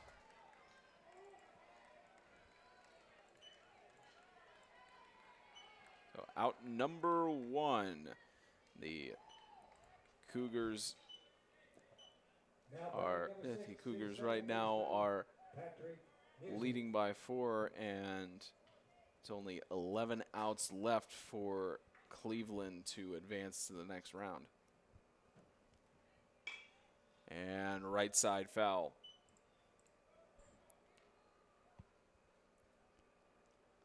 That hospitality room's been getting beat up all throughout this week. All tournament, the hospitality section has just been taken down. Strike 2. I think the players been using it as target practice the past couple of days. Hey, I mean, when we go down to hospitality in between games, we see at least one of the teams warming up on that edge of the field. Maybe.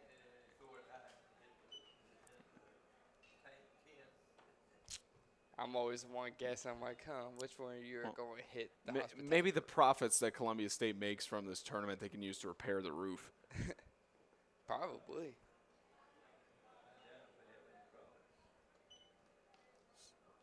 Two and 2.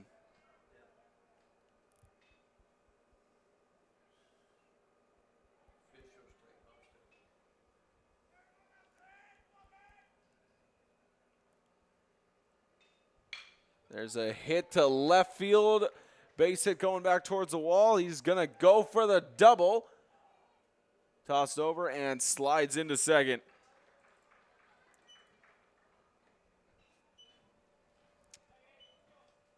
Store up to bat now.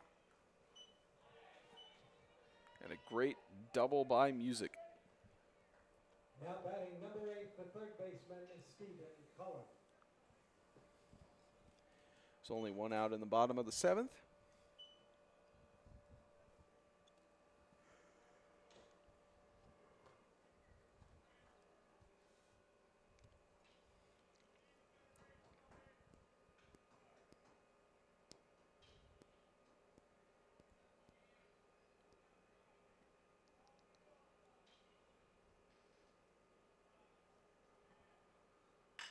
Gets a big hit to right field going towards the wall. It is Off the wall. Off that, and they're sending him home. Slide into second, and the Bucks get another run. 9-6. Great little hit off the wall on the opposite side of the field over in right center. And it looked like he just had enough power. He just looked like he just poked the bat out there and just somehow hit the sweet spot and went all the way down there. I was actually kind of shocked to see it go that far. So a quick visit to the mound. Nobody warming up at the moment for the Cougars. They just put in Davis. And 9-6 with 1 out in the bottom of the 7th.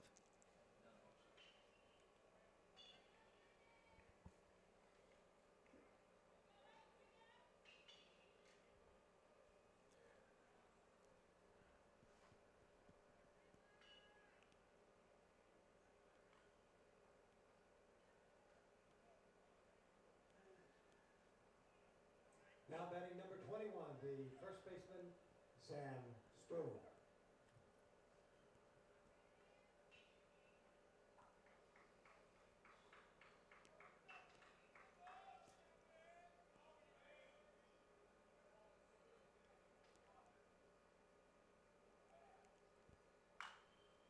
Grounder goes foul.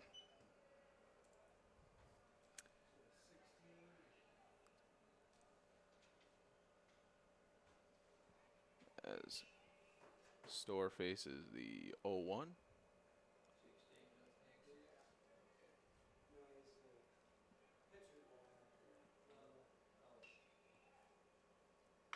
And gets a hit to right field. It's Foul. foul. Looked like it was about to barely get in on the line. 0-2.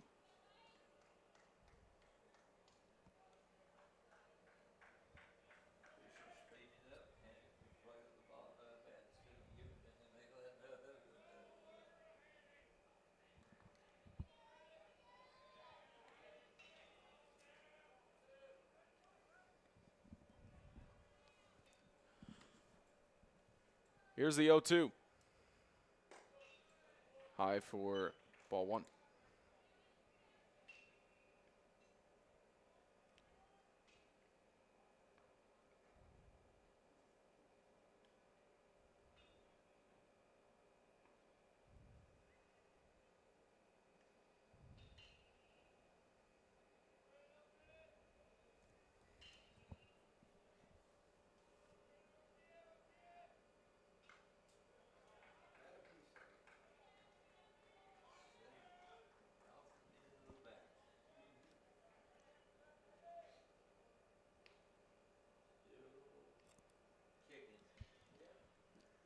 Count 1 and 2.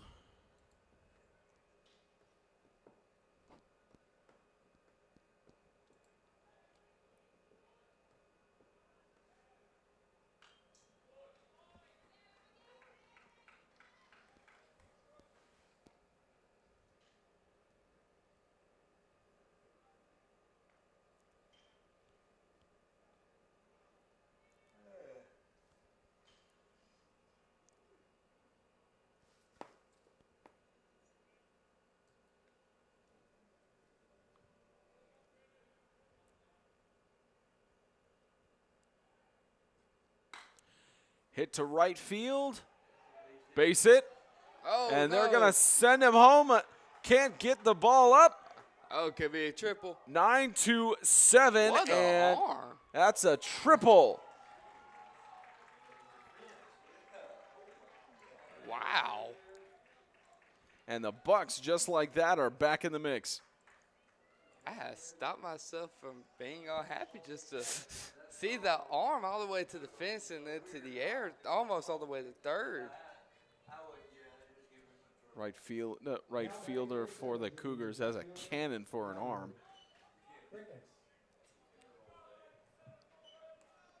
So now Ricketts with a man on third in scoring position.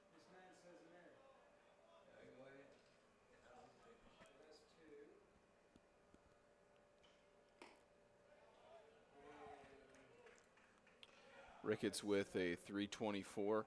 He's got 39 RBIs. Perfect chance for his teammate Storr to head home and get it within one.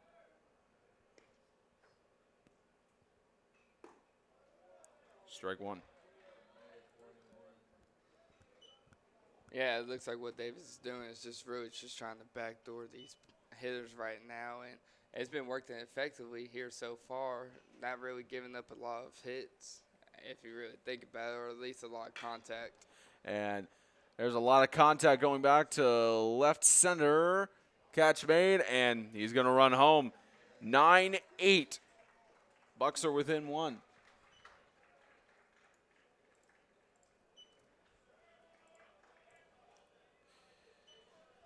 So make that 2 outs.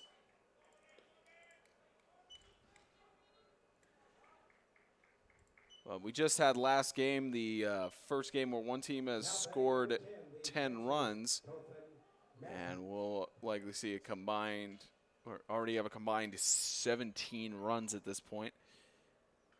Very much the potential to go to double digits for both teams. And you gotta love Motlow's tenacity right now, getting down back in the 7th inning by 6 runs, and now they're able to come back. There's another one, grounder, and the outfield misses the catch again. That's 2 errors for him on number 26. Heading out to second base. I wouldn't be surprised if they would That's Reed make a Nelson out there replacement. in right Yeah, field. Nelson just having that error there, and a mound visit by the coach. Coach isn't even going to get mad at that moment for the pitcher. I mean, he's probably more mad about his right fielder not being able to pick up a ground ball. So it looks like they got pitcher coming from the bullpen. It's time for a pitching change.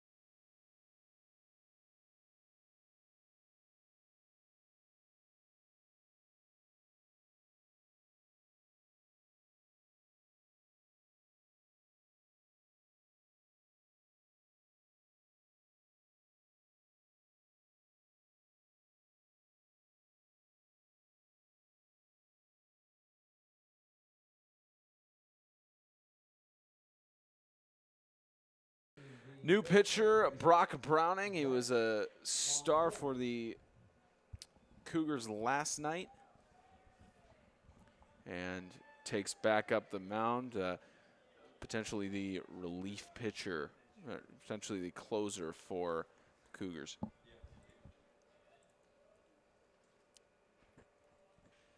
And now Montlow with 2 outs. They send Bond Durant. The 163 average. Only 2 outs, still in the bottom of the 7th with 3 runs. And just within 1 of tying it up with Cleveland State. Ball 1.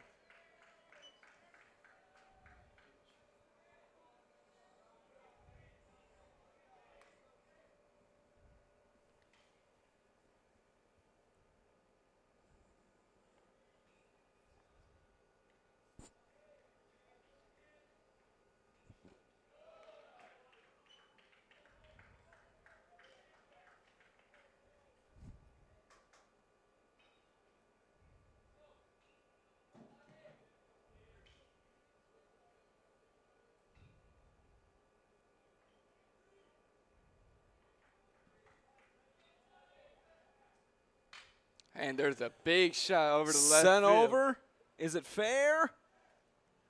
Outside the foul line. Woo! Set made sent, but That was a close call. It was really close. I thought it might have actually went right over the foul line. so 2-1 with 2 outs in the bottom of the 7th.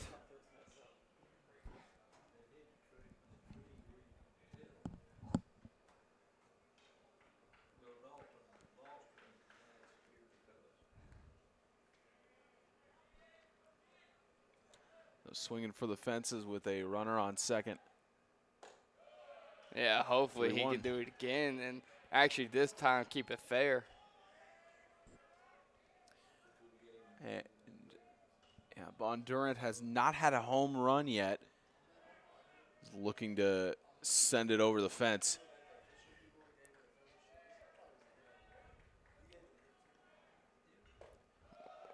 And they walk him.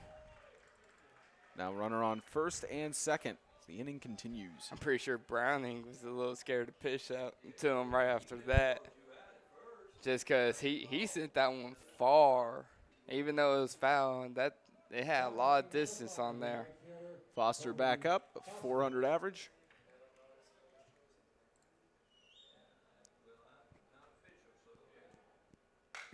And sent deep to the left, and that'll end the 7th inning. The Bucks get within 1 of the Cougars.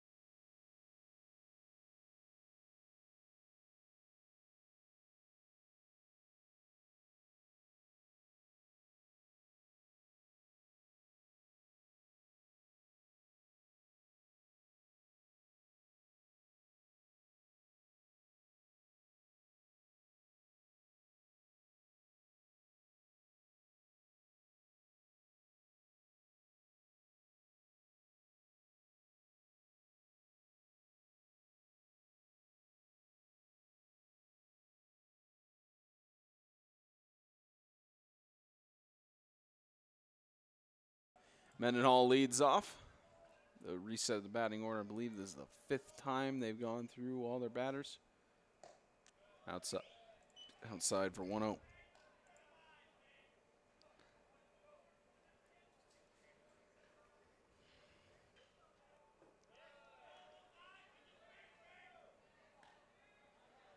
Dallas has a lot of energy into his fastballs right now and his breaking balls. He's just trying to get him over the plate at this point. 1-1. Excuse me, 2-1.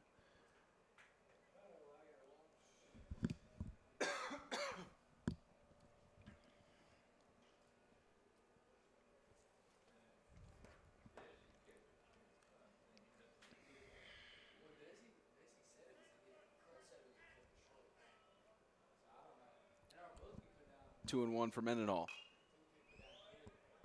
Evens out.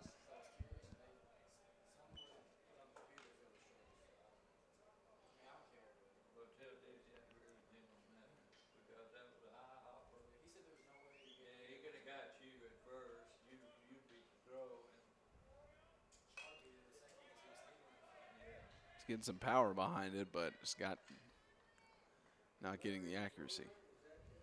Yes, Larry Brewer, he was the girls' coach for many years here. He was AD.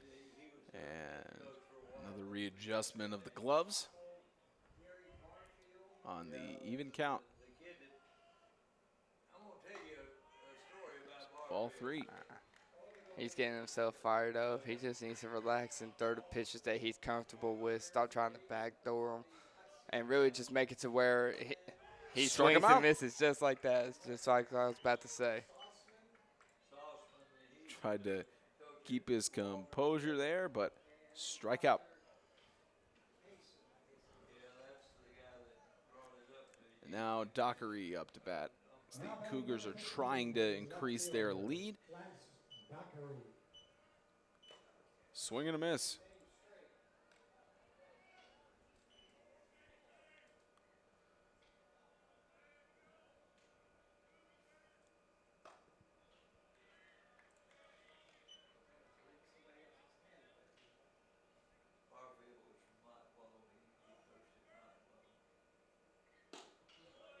One and two.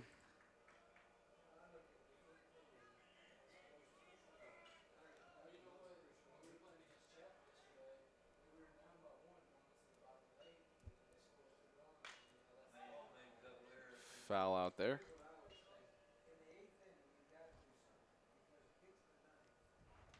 Fouls out towards the fans.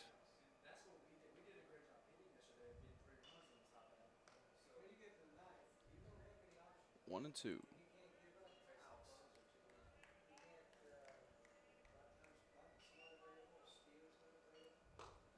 Struck him out.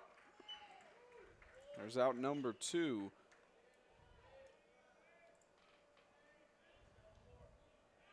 And Dallas Bryan going into the playoffs at 43 strikeouts and add 2 strikeouts there. And Motlow does not have anybody warming up in the bullpen, nor Cleveland. Coach usually does Freeman that way if he's pitching, if he's going to pitch.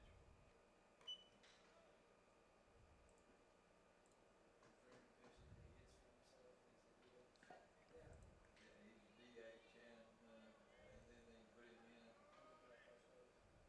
Well, he can't play. Woo! Hits to the dugout, and fortunately no one is injured, as we saw last night with that line drive hit Gruyere and into the dugout. Yeah, luckily the net caught this one for them, and they get anyone in the back or face area. So hopefully it didn't hit anybody in the legs too. The nets protects the balls, but they're still loose and they'll still hurt. Strike 2 on 2 outs. Will the inning sweep be for Bryan with 3 strikeouts? Outside for 1 and 2.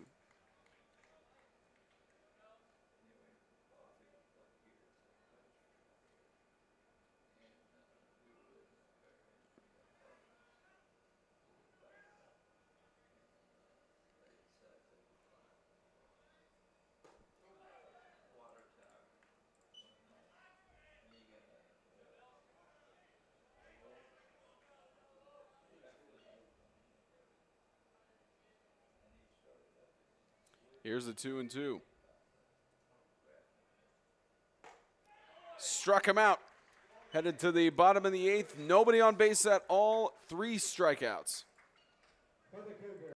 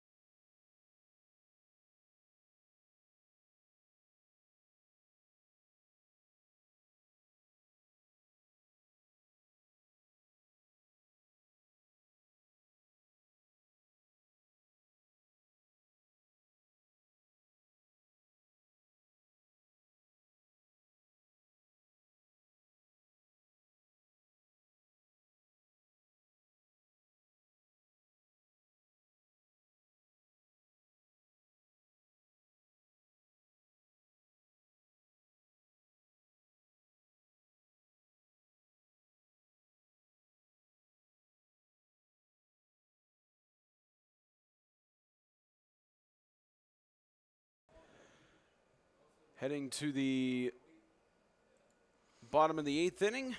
The Bucks down by 1 run, trying to get back in and not be sent back home to Motlow. Spencer Thompson and Austin Ray bring you the intense action here from Dave Hall Field in Columbia, Tennessee at Columbia State Community College.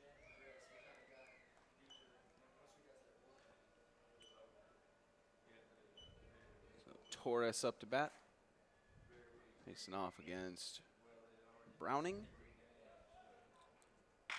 Gets a grounder, picked up by the shortstop, toss over, and out. Oh. Didn't get the chance to beat it. That was close. I thought he beat it for a second. Close split second there.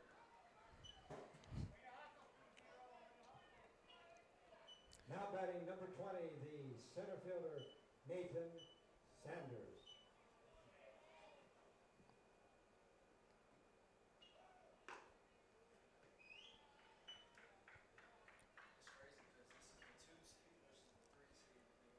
1-0.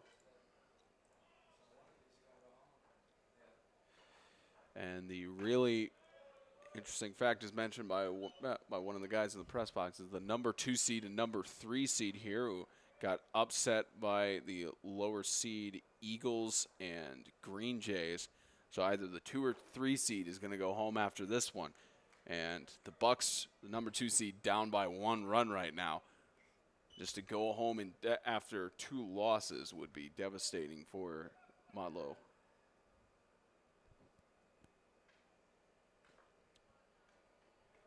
Swing and a miss for the even count.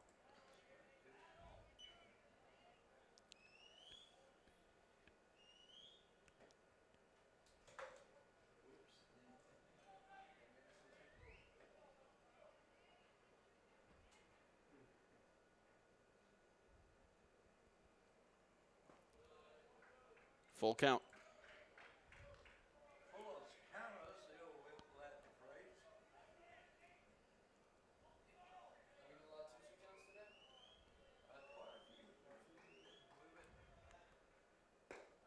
And they walk him.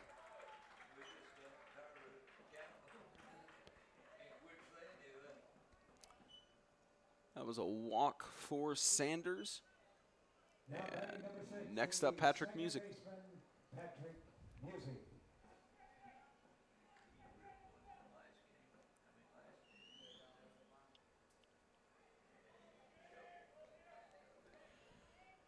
So now Patrick Music with a .352 average.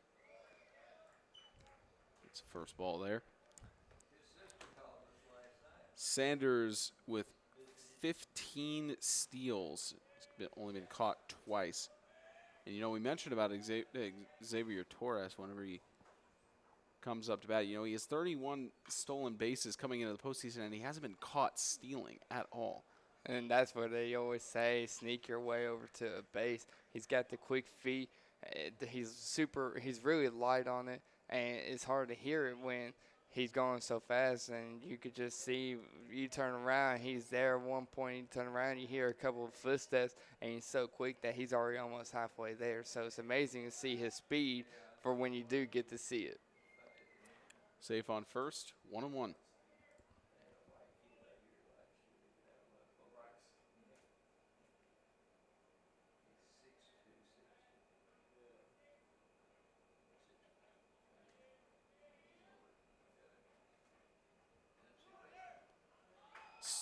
And wild pitch, the ball's loose and gets to third. Wow, They didn't even notice that the ball was out there, thought it potentially was foul, and advances to third from first in scoring position. Man, just great heads-up base running by him, too. Being able to look to see where the ball was and how far away the pitcher and catcher was, and was able to advance to third right after the error.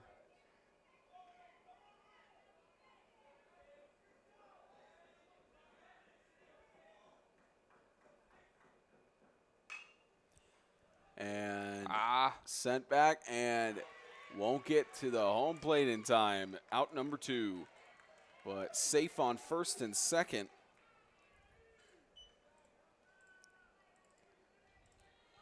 So now 2 outs in the bottom of the 8th. The Bucks 4 outs away as the number 2 seed from being eliminated from the tournament. Now batting number 8. So at this point, potentially anybody's game, although the Walter State Senators are still in it. Their game is coming up next. Yeah, and they're going to be facing the Eagles, and that's going to be sorry, not the Eagles. They're going – we got a little mixed up. It'll be the Tigers. Tigers, that's who it is. They'll be facing the Tigers, and that's a big shot. Big hit, left back, side, back, and gone! It's gone! Another home run. Two-run home run. The Bucks take back the lead. Finally put them in the lead after the last 3 innings. And another time where scoreboard needs to be adjusted because it's double digits, but 10-9, the Bucks take the lead.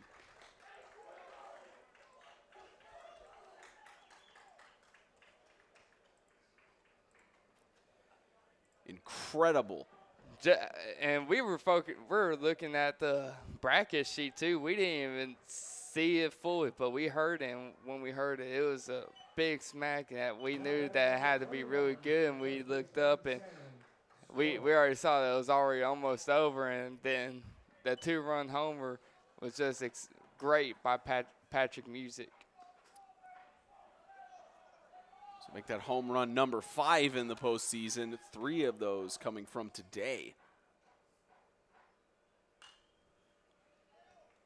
0-2 count for Storr.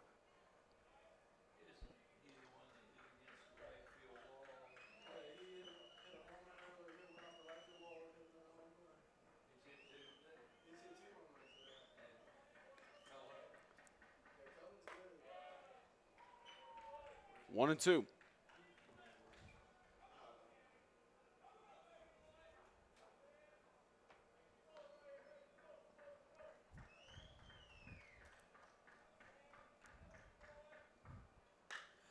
And a deep hit to center field.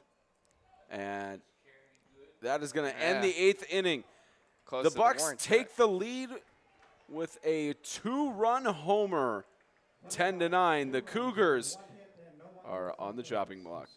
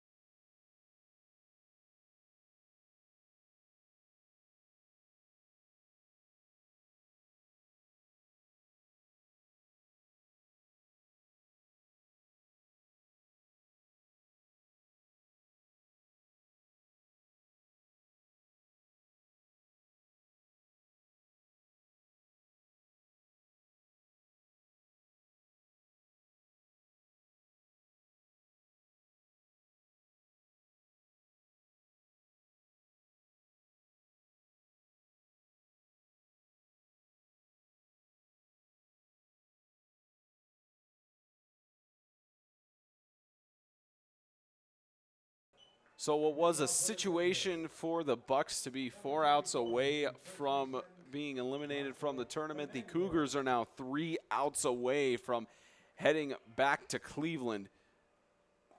Woo! And strike one for Hernandez, who had the home run, 3-run homer earlier in this game. Can he give some life to the Cougars in the top of the 9th? I don't know. Right now, Brian's doing a great job of pitching around them. Got him the first pitch breaking ball and almost jammed him and almost buckled him and made him swing for that second strike. He's pitching around them really well, and he's expecting great results. All they need to do right now is just 3 up and 3 down, and then they're in it. Just trusting the defense. And it's a wild pitch there, and Hernandez hits the batter. And he's ruled out. Ruled out due to base runner interference. And the first base umpire confirms it. And 1 out. Yeah, they said that he got in the way of the ball path, but really, It almost looked like the catcher threw it right at him. well, the thing about that is that even if he did, it wouldn't be the base runner's fault because he was still in between the base running lines like he was supposed to be. Regardless, it's an out 1 for Cleveland. And we face the 1-1 here for Baldwin, who leads the team in home runs, 239 average. And down by 1, 2 outs left on the Cougars season.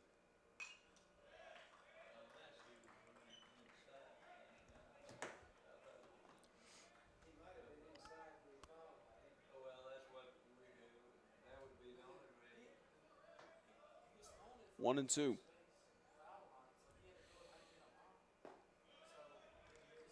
Even count.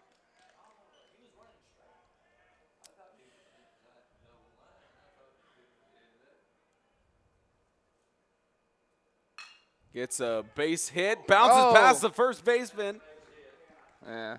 Safe Just- on first. Just a bad hop right there for the first baseman, trying to put his hand up and deflect it down, but it just ended up popping up over his head even more. So just a good base hit there by Baldwin. I mean, just a strong base hit that hit the ground and got the lucky hop for himself. Carpenter up to bat now. 5 home runs, 9 doubles, 315 average, and he's got a runner on first to potentially take the lead. Outside, a 1-0. And there is 1 out. I'm still arguing the point that he should have been out. Wild pitch, 2-0. You got about 30 minutes. All right. Go get something to eat.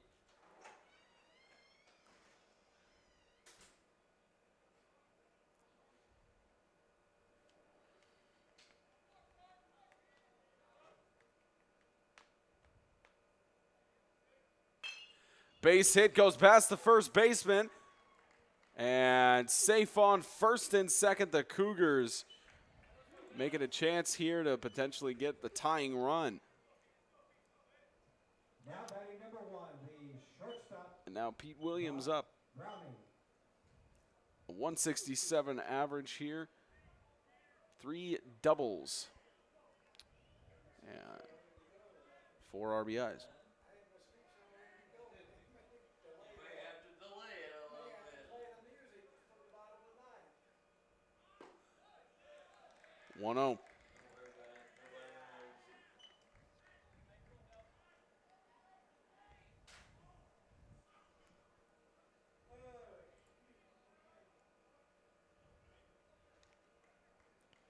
It's 1-0 Williams, runner on first and second. Strike 1. The only thing I can figure is if he threw his hand out, and I wouldn't watch it close enough because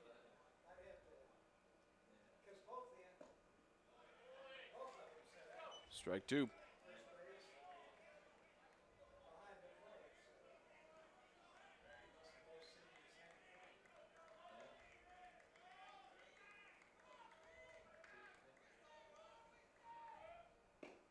Struck him out. So now 1 out left on the Cougars season.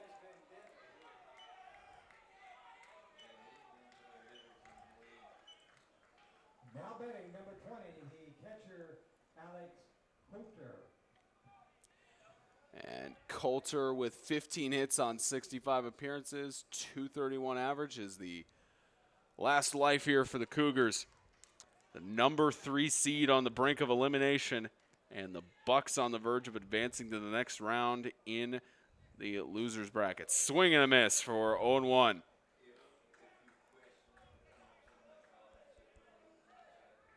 It's a long drive back to Cleveland if that's the case.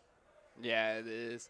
And Cleveland does not want to give up this game so easily, so they're going to have to trust in Alex Coulter right here.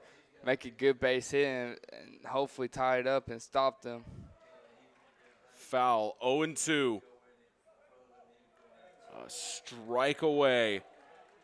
The Bucks, after a heartbreaking loss last night to the Green Jays, facing off against the number 3 seed in what they thought was going to be the winner's second round game. Now in the driver's seat to potentially eliminate one of their toughest opponents. Outside, 1-2.